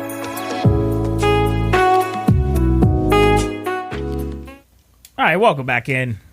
Pine Room Podcast. I almost say here on the Watchdog, but we are here in the studio. That was Brenda from Horrifying History. Hopefully you enjoyed that, because that was a really good interview, and we enjoyed talking to her. It was a really fun time. Had some good laughs, and hopefully the tornado that was supposed to be over top of her head, hopefully it never landed. I think anywhere she's near. okay. She said, Yeah, so. she's all good. I think the first thing she says in the interview is like, if the call goes dead, the house exploded or a house got ripped up or something like that. She already got her roof tore off before she said so. But who knew Tornado Alley was in Canada? I know. I never knew that. When she called, I picked up and I was like, "Hey, how are you doing?" She said, "Oh, it's okay. I was trying to get through, but I had to move down to the basement." Incredible. Yeah, What a trooper. I never knew. Like that. she said, though, she's a professional. Yeah, she is. Anything in the news we want to hit? Because I know there's some stuff we talked about. Chris, I know there's some things on your mind. Let's go. Give it to us. Yeah. Well, got to be something out there pissing you off outside of the Pirates. I say the Buckeyes. I didn't want to hit on all these, not all of them, but there was a couple. But pick a couple. Well, two things I was really happy about: that Larry Nasser, Yes. that that doctor, piece of So he didn't get stabbed to death. yeah, he got Yeah, of stabbed course in he prison, survived. And then Maybe that's a good thing, though. You're going to They can suffer. send him in for round 2. Yeah, Yeah, right. he can do it again. And then an Alley Holloway murder suspect was severely beaten in prison. So I like this. These prisoners taking matters into their own hands. Yeah, that's good. That's good. Nasser Do you should have think? been beat to death. Do you Fuck think him. they know? Like when somebody comes in, do you think it like spreads around I would the assume block so. what It's they amazing are? the intelligence that's shared inside of a prison. Because you think about it, Oh, there's some how smart would fuckers in there. Oh. Well, and just the information, how it's passed along, Yeah. and how so many people have access to it that you wouldn't think. Like the guards are paid off from outside people, the gangs. here's It's a good amazing. If question. you watch Mayor of Kingstown, you'll understand. It's all right? quite impressive. You get falsely accused of murdering your neighbor, and you're locked in maximum security with like the worst of the worst. What's your tactic going into the jail? Do you try to stay away from everybody? Do you try to make friends? Because my thing is, if I try to make friends, if I'm making friends with one person, then that means I'm making enemies with another person. Right. And especially if you're getting into like where race starts to get neutral, I think. Then everybody's just an enemy. Yeah. So you got to pick. And I'm sure, like once they set foot, like a child molester is in trouble. Oh, done. I mean, you always hear that they're so Yeah, do I'm they, sure do, he will do be, they he know? will be the molestee. How do Yes. people know the charges like you're in prison for? Well, they got newspapers they can see. I mean, if they want to hunt it down, they can find it. And I'm sure some of those wardens and some of the people that are in that prison are more than happy to give up some information about who people Those are. guards especially. I mean, we even learned from Brenda that his Charles Manson's Parole officer had was him on giving him LSD. drugs. So I'm sure those guys get close to some of those guys. But that's one of my biggest fears, is being falsely incriminated for something I Probably didn't is do. nothing more terrifying ever. I'd rather go to the Serengeti or the Amazon, take my chances. Oh, absolutely. Than go to prison. Go there. Yeah, I mean, I 100%. honestly, if I did something that deserved to go to prison, then okay, then I got to do it. But and I could have it mentally in my mind. I could probably get myself a little bit more prepared. But if you go there innocent, I mean, that's to me is just the most terrifying thing ever. Absolutely. Do yeah. you Convicted of that. Of do something you think didn't do. that prison would be say maybe you're not like you're with the white collar people, like the people that are in there for like Could handle tax that. evasion or something like Yeah. that? Do you think a prison would be all that bad? Like, No. I mean, you're locked up, but you're not like Yeah, it'd be awful. Yeah, it'd be horrible. Not like maximum Well, I've security seen, like, federal pictures prison. of people that are locked up for kind of white collar crimes. They get like TVs. Oh and yeah, they got a great game setup. systems, and they get to keep their phones sometimes. Because they're I get not like dangerous. You're in an area where you're not around other dangerous criminals. Yeah. No, Yeah, I mean, but go ahead, Chris. No, I would like to. Well, he's dead now, but the minute Bernie he stepped, Madoff. Yep, the minute he got in prison, they was fucking. to take advantage of people like that. It still irritates the fuck out. Oh yeah, I'm not saying you'd be surrounded by good guys by any means, but at least maybe you could hold your own in a fight against some of them. Oh no, I'm just saying. Yeah, but you're right. If you were a victim of getting swindled out of $50 million and you got nothing now, it's different if you're stealing from the government, in my opinion, than stealing from personal people. Right, that are unassuming. They don't know. They're trusting you to grow your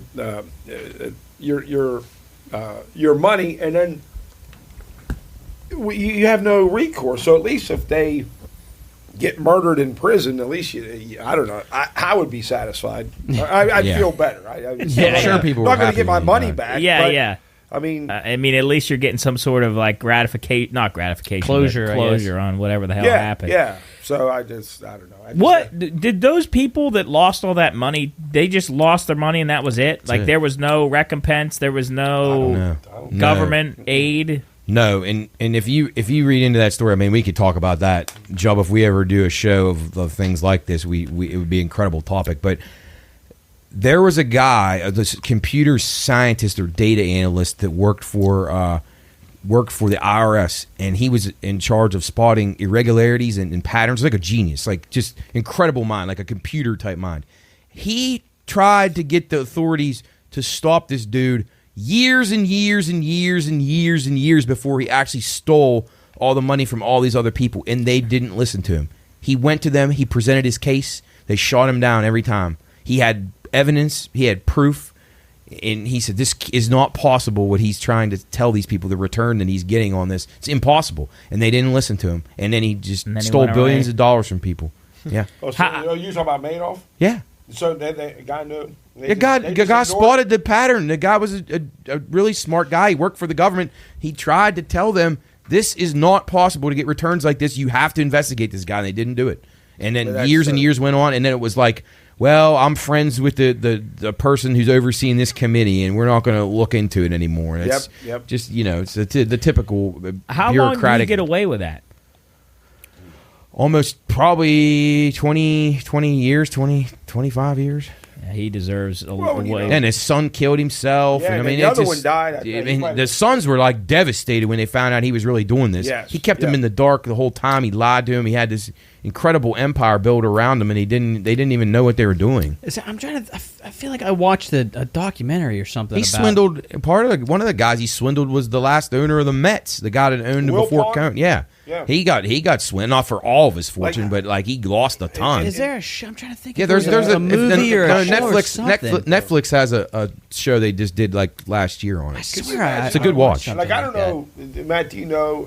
Not that it's not important, but after he was convicted and put away, how long did his son live? Do you know? Because you imagine if you had to, you were the son of someone that stole billions and ruined so many lives. Like, I don't know what that would be like. No, I don't know either. I don't think it was very long because he jumped off a building or something. I think. Oh my gosh! I think, or maybe he just shot himself. But he lived in this giant, like, real high condo somewhere in New York. But yeah, horrible. That's a rough thing. Yeah. Another point that I want to bring up, just something I've been for some reason kind of going into and looking at details of flat Earth.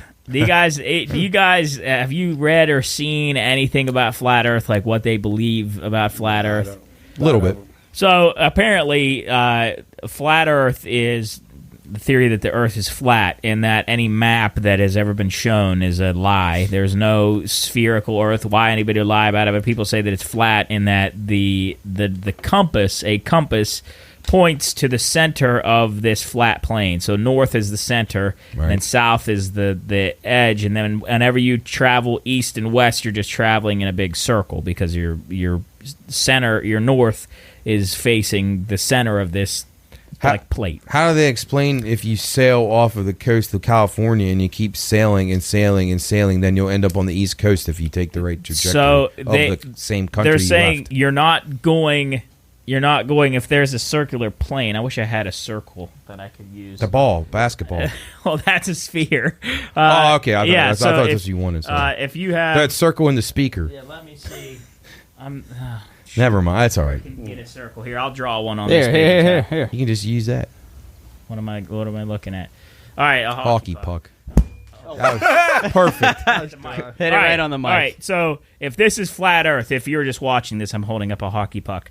Or if They're you're just saying listening that, to or this. yeah, if you're just listening to this, you're not traveling in a straight line. So say, I'm going to take this ball.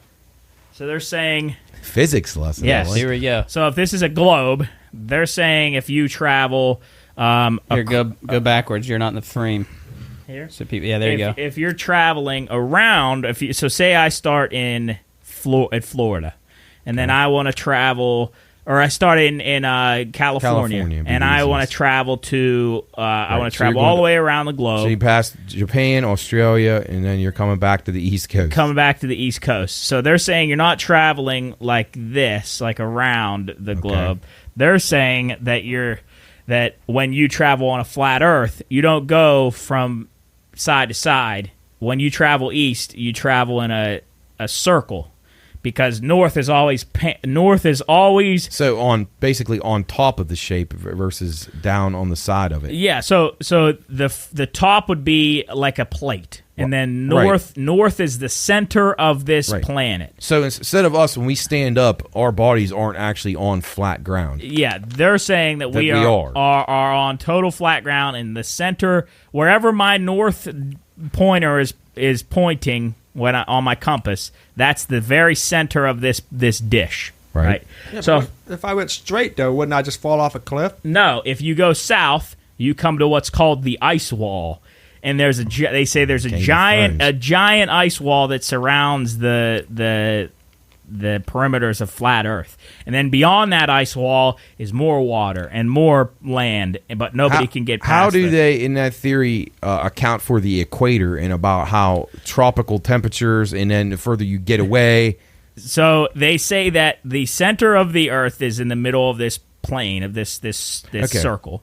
So again, we're just basically living on top of a flat surface. Yes, like they're and saying. then they're saying that the reason seasons exist is Right. that the sun doesn't travel in a circle; it travels in a spiral. Right. So anything close to the middle is warmer, and then as it spirals outward, it gets towards the outside. Then that middle land starts to get colder. See, in that theory, I would feel like that the sun, the edges would be the areas that would be hotter. That to me. Well, they say that And how do they account for gravity? How does this flat plate spin? Well, there's more to this. So they say that the flat Earth is actually a construction by God. It's called in like, I can't remember the exact place, but in the Bible it verse, says that God placed a firmament over the earth or Right. over something, over humans or whatever. And a firmament is like a dome, Right. like a dome shield. So people say that it's a flat plane.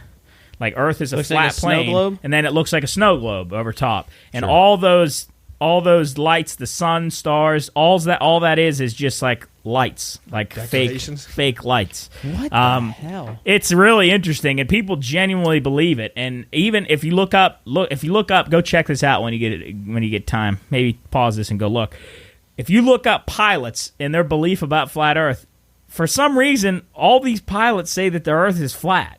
I don't believe it is. I will never believe it is. But pilots are saying. I feel like we've proven that it isn't. I know. We have unless you believe everything that's went to outer space, satellites included, are fake. It's very captivating, and it's stupid. Some people take it to a stupid degree, but I mean, for what it's worth, there's a girl on TikTok. Let's see if I like the video so I can show you.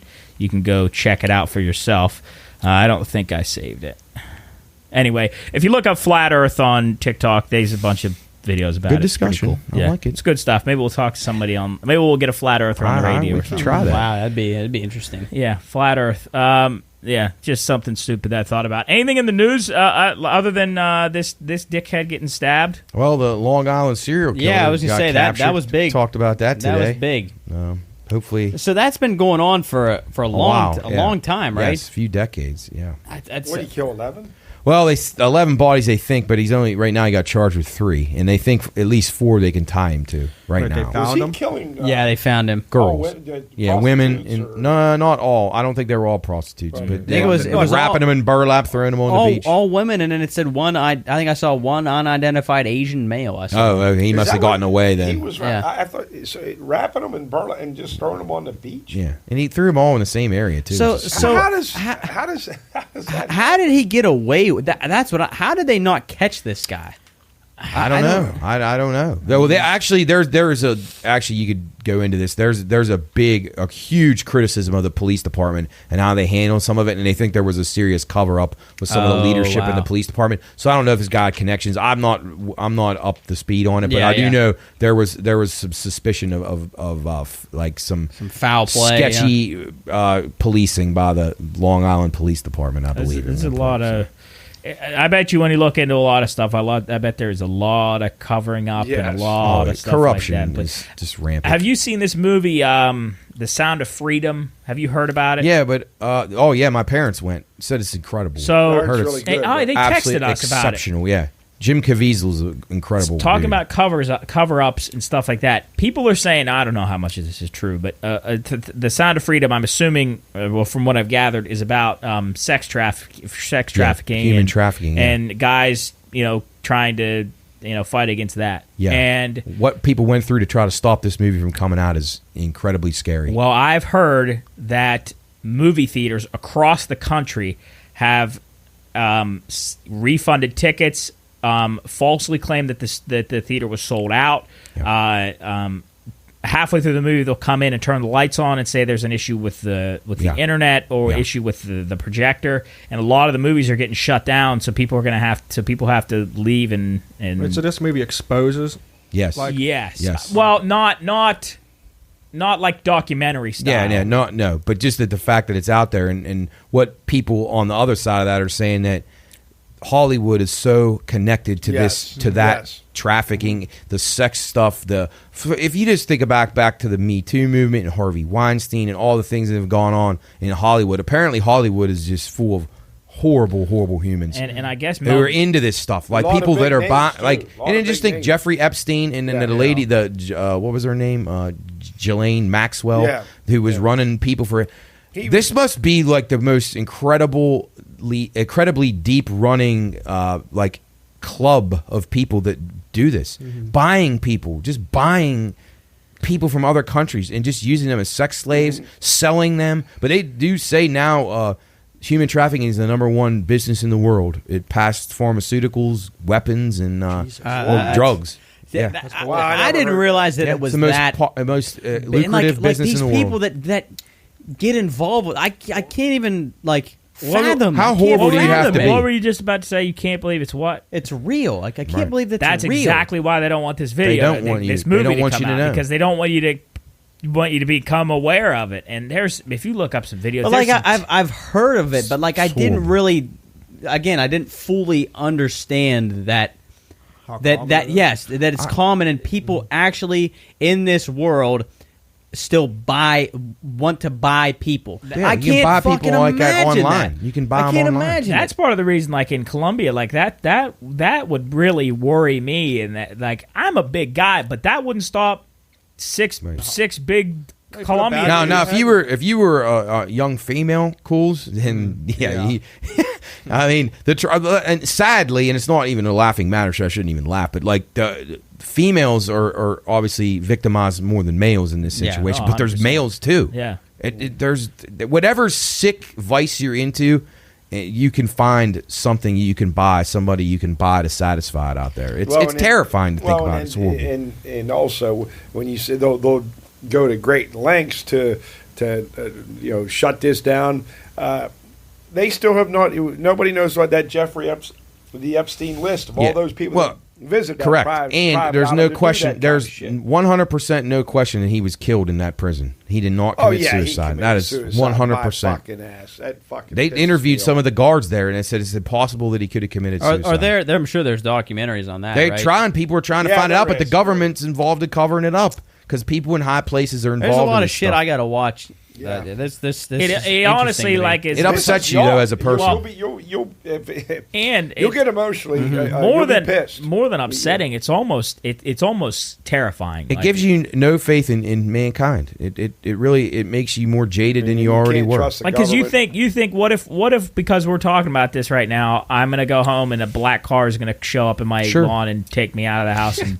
cut my head off, like, and then nobody ever sees me again, and then they find my car exploded on the freeway. The only way it stops though is that people continue to talk about it. That's what it needs Yes. to have Yeah. happen, and that's what this movie is trying to do. And the thing is, like, if because from what I've heard, and probably you too, Matt, that there's a lot of well-known people involved in this. I like mean, actors, big politicians, monarchs, like Yes. people in other countries. People that were- I mean, and you've kind of got a little sniff of it. I mean, the Clintons are heavily right. involved. Yep. Some of the people in the royal Pizzagate. family. Yeah, Yeah, Pizzagate, yeah. But the thing is, regardless of what the not only this, but just things you see in politics and all the wrongdoing that goes on, I just want one day to see a bunch of these fuckers held accountable in handcuffs, being drug out and never to be seen again. But you know, everything's covered But up. we don't have anybody like J. Edgar Hoover era that wants to go after people. Everyone's afraid because they're given a job because of this. Look the other way and you get promoted. Look, do this and I'll do this for you. It's terrible. there's even but it stuff- goes like what we were talking about today about greed. Yeah. Greed It's is all- what drives all this. I mean, there's even stuff that there is, and I've seen. I think it was Sandra Bullock on Ellen was talking about how they take the blood of kids, Yeah. and it helps keep them young. Look young, yeah. Isn't that just That's wild? disgusting. And she got called out for it on Ellen, and I remember how awkward it was in that interview. And just, Who got called out? Sandra Bullock. Somebody asked Sandra Bullock, and she said they take cells from little kids and helps them look young, which is It's basically like harvesting of cells and, Yeah. well, And- to a degree, Botox. And then you think about all the stuff that you don't know about that's going on. Yeah. Listen, when you have a lot of wealth, you're connected to things that we And we you know, don't even know. and all those people, whomever they are, they're all wealthy as hell, and you know they're all in this together. They know. I mean, they're protected. Like it's just like you know when you see athletes make mistakes and do fucked up things, in their mind is like, well, I'm rich and famous, nothing's going to happen to me. Right. That's John why- Morant. Wonder how it just gets to the point where like you get to a certain level of fame, and does somebody come to you with like a suitcase and say, "Hey, this is what we can Probably, do for and you know what? A lot of times people get brought into those things, they don't Yes. even know it. So say you're going into a business plan with somebody, and a guy comes and presents you this ironclad thing, and you're like, Jub's like, yeah, you know what? I think this is a great opportunity, and you invest in it, and then you find one of the offshoots of it is human trafficking Yeah. that you didn't even know about. So, I mean, there are people that are drug into it that didn't want to be a part of it, but then it's up to them, though, when they find out what they're into, they need to expose people, and if they do, they end up dead. It's scary. Man. It's horrible. Maybe the Pine Room will get famous enough till we get some offers. and then we We can can expose it. we can expose. You know what would be awesome though is it like, and this is what goes back to your dad having that question today about us. Would you be okay being a billionaire or winning $1 billion? And Jub, Jarrett, and I all answered yes. And part of the reason that I would say that isn't because of anything that I want personally. It would be all for the things that I could do. If I had $1 billion, I would be trying to go onto these. I would be hiring the smartest hackers in the world to go find me these chat rooms where I can buy these people. I would buy up every single person that I possibly could and free them, and just continue to and just do it so quietly under the radar. Just going out buying. You just buy as many of them as you can, and that like something That's like cool. that. I didn't even think Start a about it. I didn't even foundation. think about that. Start something that's good and try to help somebody without having to go take on those people head to head because you don't know what you're going to in for there. That's how the rebellion started. Right. Star You Wars. have to take a chance and do something that maybe they're not thinking of. Then we see in the news Matt Watson accused of human trafficking, and then you get murdered by like or you find. Hey, listen, if they we wanted find you to dead. accuse me of human trafficking and I freed all these people and enough people knew that I did the right thing, I would take the rap. Yeah. And if I had to die, then that's fine. But I mean, if you do something good, I believe it's worth dying for. And I know that's easy to say when you're sitting here. We're not in the military. We talked about that. It would take a lot to get me to go into the military, but I feel like in the right circumstance, and I see what guys, like people who had parents in 9/11 and stuff that died or whatever, I could see that affecting me enough to maybe get involved into it and spurring you on. So situations like that come up where maybe you're saying, you know what? This is what I want to do, and if I end up dying for it or in prison or whatever, it's the right thing to do. I'm going to try to do it. So, cheers to anybody that does that. Good stuff. Definitely. Go see that movie or watch it. if you can. That sounds Well, interesting. it is time for hypotheticals. Oh, We're going to do jeez. 3 hypotheticals to round off the show here. And Chris wants to talk about TWA Flight 800 after that. Go ahead. Oh, no. No, shoot, fire No, away. No, I didn't. All right, we do the hypotheticals at the end. All right, Chris, if there's anything on history, then Job, is that all right? Yeah. All right. TWA Flight 800 departs JFK for Paris. Explodes 12 minutes after takeoff due to mechanical failure. Wait, they still what? haven't figured out. Mechanical, July 17th, yeah. 1996. Why have I never Blow it heard up. of that? Really? Never heard of Blow it that? up. It's No. like What's Final TWA? Destination. I remember watching Yeah. that watching them search for it and everything. Wait, so what? So 12 minutes after takeoff. so it was just like a regular commercial flight just Yeah. blew up? Yeah, it was flying to Paris, from New York. And it Really? just blew up over the water. I remember Wow. the stuff just floating around for like weeks almost. Finding Wow, I parts. didn't even Yeah, know I that want to was say a it thing. was like a Friday or Saturday night when it happened. 1996. That was before I was alive. I mean, me, Well- Job, and Cooley were alive. Oh man, 5 more Yeah. people hanged for witchcraft in Salem in 1692. Mass. It brings total count to 19. It's Yeah, that'd be a terrifying time. talk too. about being terrified about people around you. That you could do so much as maybe like bump into Billy down on the corner, Yeah. and he got a grudge against you. Brenda had this one on one of her podcasts about they were called the Paisley witches. I think it was in Scotland, and this little girl tried to steal milk from somebody, and the lady like scolded her for it. Like, don't that's not Said yours. she's a witch? And she told everyone in the town the lady was a witch, and they ended up killing her, and like a bunch of other women like that. That's how the easy girl it was. and the girl just like laughed about it when she got older. It's Yeah. like they believed it. Ugh. Yeah. Yeah, Cools. His wagon bumped into mine, and he's a he's a witch. Yeah, his pumpkin rolled out in front of my wagon. He's gonna kill him. Anything else on here? Yeah, 1969, Apollo 11 lunar module carrying Neil Armstrong and Buzz Aldrin lands on the moon on July 20th. Did it happen? Fake? No. You don't think it did, Chris? Why, Chris? Back up your claim here. This is big. I mean, why? I didn't know you were a space. No, I don't know anything. I just don't Anti-space believe guy. it. I just.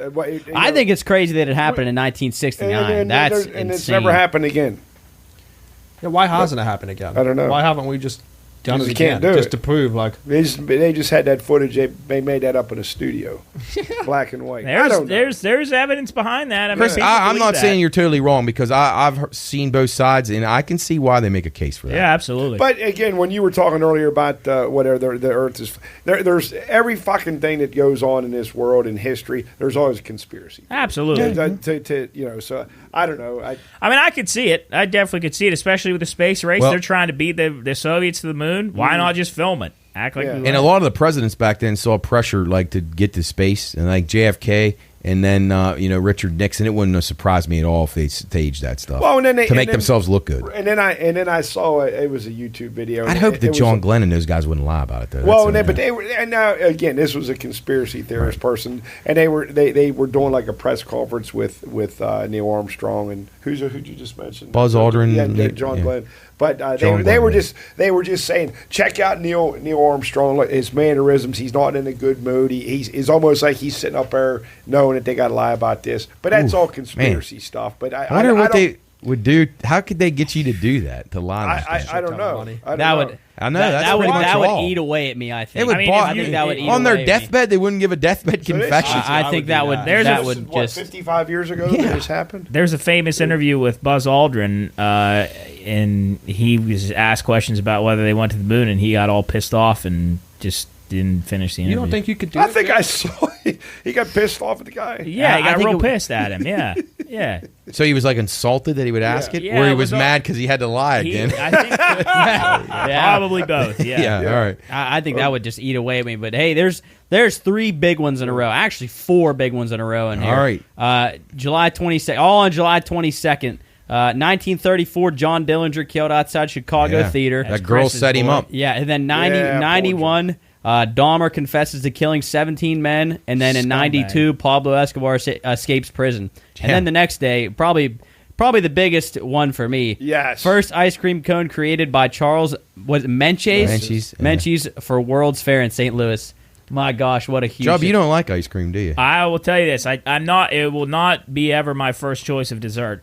But I had an ice cream cone from McDonald's yesterday, 2 days ago. Solid? And it was solid. Hit the spot? It hit the spot. That's it was cool. a big cone, too. It was a big... Was it like a cake cone or was it a sugar cone? sugar cone, but they piled it on there. Really? I thought it was going to I'm be glad the machine wasn't broke. I know. I thought it was going to be a dainty little cone. It was. They stacked it high. It was great. I'm Wow. going to go get was one a when good- I go home. There you go. You like ice Hey, cream, Warwood? Matt? Oh, yeah. Oh, I love ice cream. Wow, I Warwood. fucking Well, yeah, love shit, that. we went King Cone. I fucking I love still ice think cream. about that King Yeah. Cone we went to. I would eat. Ocean City. I'd look like with 600-pound life. people. Oh, Yeah, me too. absolutely. Me I mean, too. I love sweets. Period. So I could just eat them, You- eat until my teeth fall out. Do you like ice cream? No.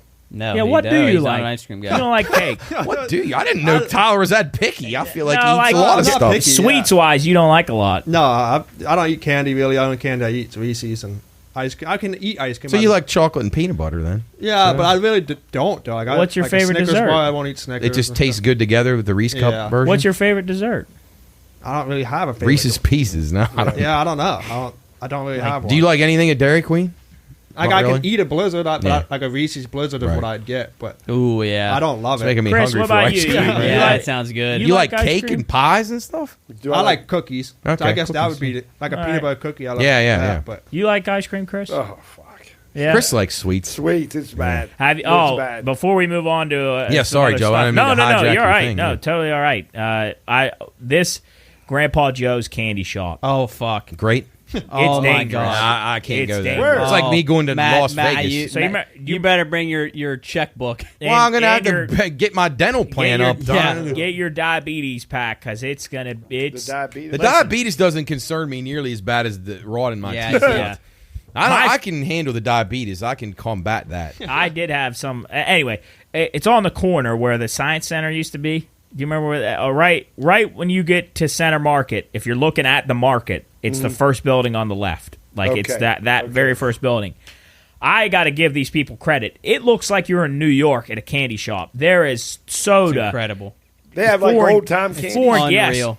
like wafers or Satellite wafers. satellite Those wafers. Necco wafers. Necco wafers. They're Necco gross. wafers. There's My mom loves them. They're like- Zots. Those They're are about good. the size of a nickel. Yes, My mom And loves they got them. She the does. Loves them.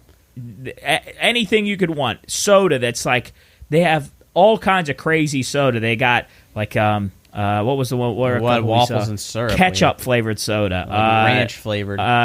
Blue cheese pop. yeah. ketchup It's- soda. Yeah, Jeez, yeah. that's disgusting. Some of the. That doesn't sound good at there's, all. It's insane the stuff they have. There's like a 20-pound gummy bear, maybe not 20 pounds, but like 5-pound gummy bear, 6,100 calories. I mean, chocolate.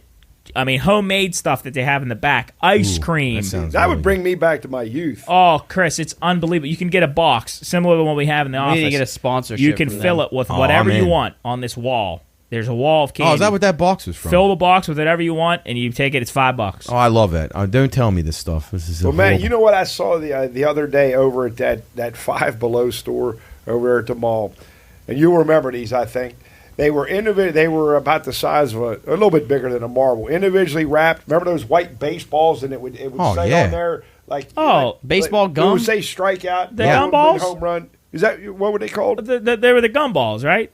Were they gumballs? Well, I think they were. No. Well, I don't think the ones you're talking are the ones you're talking about gum. I thought they were gum. Oh, okay. Yeah. Yeah, they have But those they at had like, Grandpa Joe's. They had a result on them, like Yes, home run. yes. Yeah, strikeouts, they have them Yeah. over at Oh, they Grandpa do they? Joe's. It's unbelievable. I couldn't believe that they. I saw that them for they the still first have time. I them. didn't even know it was. I'd Chris, never Yeah, heard those of things were Chris, huge. the selection is out of this world. There's foreign candy, Japanese Oh, yeah. candy. Probably German chocolates. I and mean, things. it's fantastic. That's a That sounds destination. awesome Yeah, to me. it But does. you know what I find amazing is they used to have shops like that, like Chris said, bring back to his youth in big cities. But now our world, everyone's so fat and obese, but like moderation in the olden days, people weren't like that. They weren't this unhealthy, and that stuff's been around for a long time. So I mean, moderation in I guess, Ocean is City, the key. amount of candy kingdoms or whatever they're Candy called. kitchens, Candy and kitchen, then yeah. that one place was called Sugar Planet. Yeah, that they Sugar started. Planet. Those are new now. They've only had those a few years, but yeah, Sugar Planet.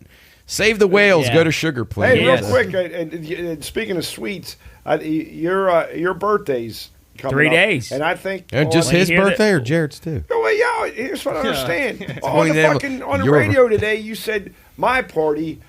Just joking around. My birthday. You didn't even mention him. Yeah, Well, Chris, I thought about that too. I always say sometimes I forget. And we were That's actually hard to forget when he's sitting right across. well, from we were in He a, shared the womb with we him. were actually in a I think it's a call or whatever with our buddy Red, who also is July 21st, and Oh, just really? in the and conversation, then cousin Sam. yeah, Sam. in the conversation, I was like, "Yeah, my birthday," and not even noting that the two guys I'm talking to both share the same birthday as me. Okay. Well, anyway, the why I wanted to bring that up. I think that cookie store up at the Highlands is opening. Crumble. On, Yeah. on, You might get a free cookie on your. Yeah. I got to get my Maybe. Those things are so my good. pre-diabetes They're check. fucking- How much Unreal. sugar do you think you have to eat consistently to get diabetes? It's a lot.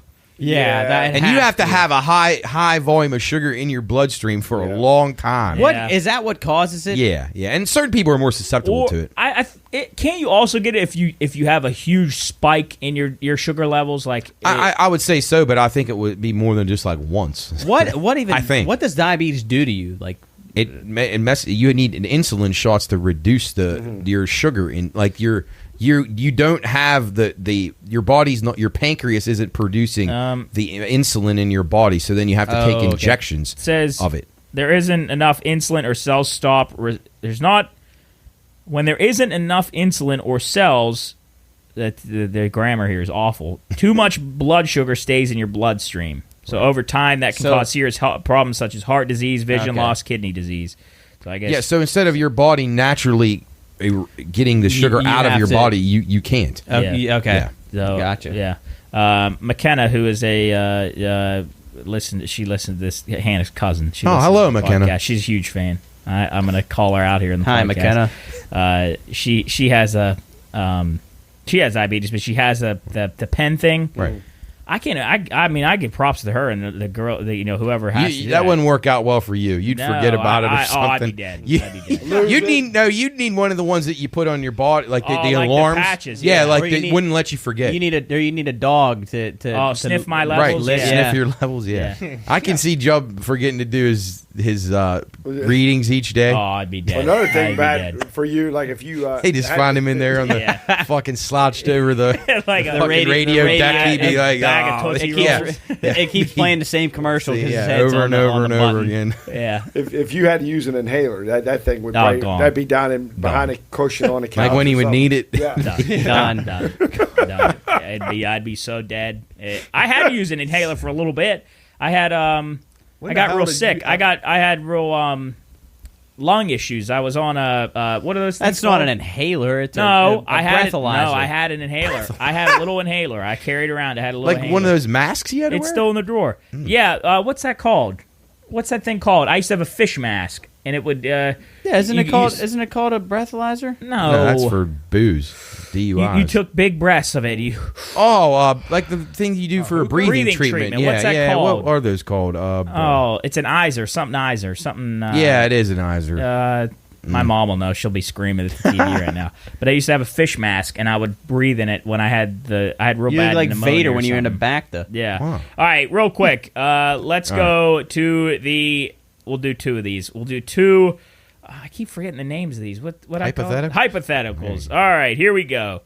Would you kill one innocent child to heal the world's diseases forever? Yeah. See you Yes. later. Yeah, don't want- Gone. Yeah, Done. needs of the many. Sadly, I mean, wouldn't be an easy thing to do. Chris, Well, you got to do it by hand. Oh, I gotta strangle him. Can you? You do got to it? kill him. Can you do it to a child that you know has no hope at life? No, Like a future one serial killer? innocent random. child. Oh, he's innocent. He hasn't been Except killing, my hands, mutilating like, do I animals. gotta like choke You him got to out? kill him. I know, but I can't like shoot him or Well, something. you Like, can, but you have to do it. Okay, yeah, I'm doing it. Yes, but I just didn't know if I had to. Well, that'd be tough, man.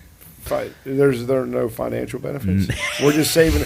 I would do it. Saving the life of I would everybody. do it. Yeah, I mean, you'd have to. I The would needs do of the it. many Yeah, outweigh you the have I needs think of the the kid few. might want it to happen. I don't think. Well, that. it's kind of like in The Last of Us. Yeah.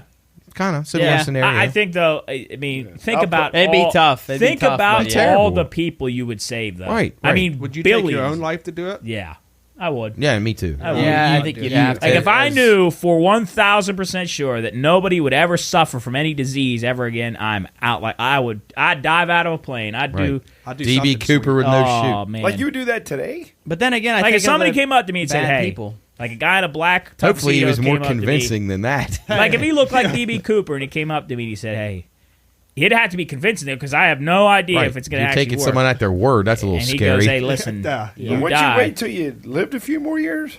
Well, no, if I got to do it now. He says you got to do it now. Like there's like some goo in your body that they got to harvest. They found it only in you. And they said, "Hey, we got to shut you down right now. We're going to lop your head off. You can family yep. can keep your I'll head." take a shot, and I just hope there's reincarnation. I would hope. I'd love to meet DB Cooper, but anyway. Me too. Me too. Uh, If you're out there, Cooper. DB, call. Yeah. We would love to hear from you. Hilarious. Where did DB go? What's the next one, Job? which would you prefer if you had the option of ceasing to exist, or you Being a wander, pirate fan. or you wander the world forever, unable to engage with anything? So I can either never exist or just exist and do nothing. You just wander around and You just walk. I'd rather just never exist. Yeah. I'd wander aimlessly. Like, do I ever die? Can I retain knowledge? Can I learn Well, things? yeah, I just think- can't interact. I think so. You just can't like go play pinball. That's fine or with me. I don't something, want or- to see anybody anyway. I mean, do we can eat? We have shelter. Yeah, you can do whatever you want. Yeah, you can travel the stay in a world. hostel or whatever. Like, I or- can't. We But can't you- talk. No interaction. I with don't know. If humans? it says no, can't can't engage with anything. So I'm assuming that means people too. Yeah. I animals. just would rather not exist. What the hell was the point in that? What do I See, get out of I it? mean, you just walk around. I'd give her one lap around the earth and then shut Just her shut down. it down. Yeah. yeah. Just so I could see a few I'd things. be like a ghost. But I couldn't share the info with anybody, so that would suck, yeah. Yeah. Let's see. That's tough. Let's do one more and we'll wrap it up. There's a lot of good ones on here, but I want to save them for some other times. What historical figure would be the most terrifying ghost to encounter? That's a tough one.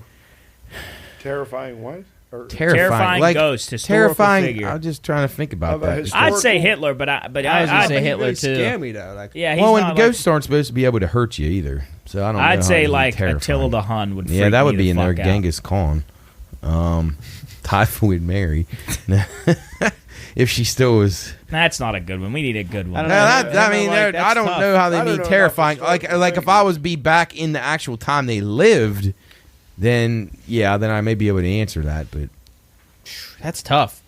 I don't know. Some Jeff serial. Dahmer. I would say say Dahmer Mhm. probably. Gary that'd be a Ridgway, scary one. Or Manson, maybe. Oh, no, is Yeah, Manson yeah. still? No, Manson's dead, isn't he? Yeah, he yeah. died a few years ago. Chucky Manson. See, Hey, one of his Chucky followers Manson to just me. got, released. Yeah, we talked about it with Brenda on the show Yeah, last 50 week. years. Yeah, Leslie Von Houten. Yeah, Fuck that. man, she All should right. have never been in that. long, Last really. question here, and then we'll shut it down. What strange thing would you make appropriate in society if you had that power? Girls walking around naked. No. Dude, strange Repeat that again, thing. Job. what's Repeat strange? that. I was It would be, watching that guy what steal strange thing would you make appropriate in society should you have that power? Like if they said, "Chris, you are now the world leader. You get to pick You're whatever." not Kim Jong Il and Kim Jong Un's successor, chairman of North Korea. I would say, Cannibalism. not that it's strange, but I would be a huge advocate of the death penalty. Not that that's strange. I just that petty, Like- petty theft. I don't death care. penalty. like televised death penalty. Like, Oh, like that'd be all right. public Pay-per-view. stoning. Hunger Games. Public- Pay-per-view. Well, I mean, I wouldn't. Now feel that bad. would be. They should do that. pay Actually. per view. What? Have Hunger Games Hunger with Games. convicts out in the forest. That'd be Oh awesome. man, Like, if talk about a sellout crowd. That'd be Like, sick. wow. Like some freak here murdered a kindergarten class. They should hang him down there at Heritage I know Center. what mine would be. Go ahead, Chris. And we just go and everybody gets rocks. Throw a and we rock just, at him. I mean, Everybody, how much you like? Pay $5 for a handful of rocks, or you get a free, or you bring your own rock. and all the BYOR. money, and then all the money that's it doesn't matter. I'll pay some money. It could for be I like just, a world tour. yeah. He And- goes and- around to different cities, and anybody pays By the time he $5. gets to the third city, But I agree, though. Well, you just said something I forgot, but whatever. I don't know. All right, public I just- stonings for yeah. Chris. All right, Matt. My thing would be I would get rid of all this sensitivity about words. Who decided that fucking shit were so bad? Yeah. Like to me, they're words, and this goes broader than just cuss words. I don't understand how certain segments of the world now people can say they can defile the name of Jesus or any Christian thing, and that's okay. But man, if I say the wrong word on the radio, I'm canceled culture for the rest of my life, whether it's anti-gay, racial, whatever. I just don't. I think it's all words are the same. Words are words. They're not. They don't hurt anybody. If I call Jub a purple horn frog, it doesn't hurt his feelings. Like if that was something bad. Fuck like, you, man. Yeah, right. I know. I'm just saying. Enough with the sensitivity. We need to grow past that. You got to be. You got to educate yourselves enough to know that words aren't going to hurt you. I get it. Some people don't like certain things. I'm not wild about certain things either, but I would put a stop to that. Like we shouldn't be censored on the radio. You shouldn't be censored on television of what you can show and what you can say. On the radio. I think you should be able to speak what you want. You don't have to agree with it, but everybody's voice should be heard, and any word is up for grabs. I don't see the problem with it. And just how companies and individuals that they like you said, you make one mistake, you make well, it. you see it every and day. that- Baseball. Now, Johnny Bench is in trouble now. Yeah.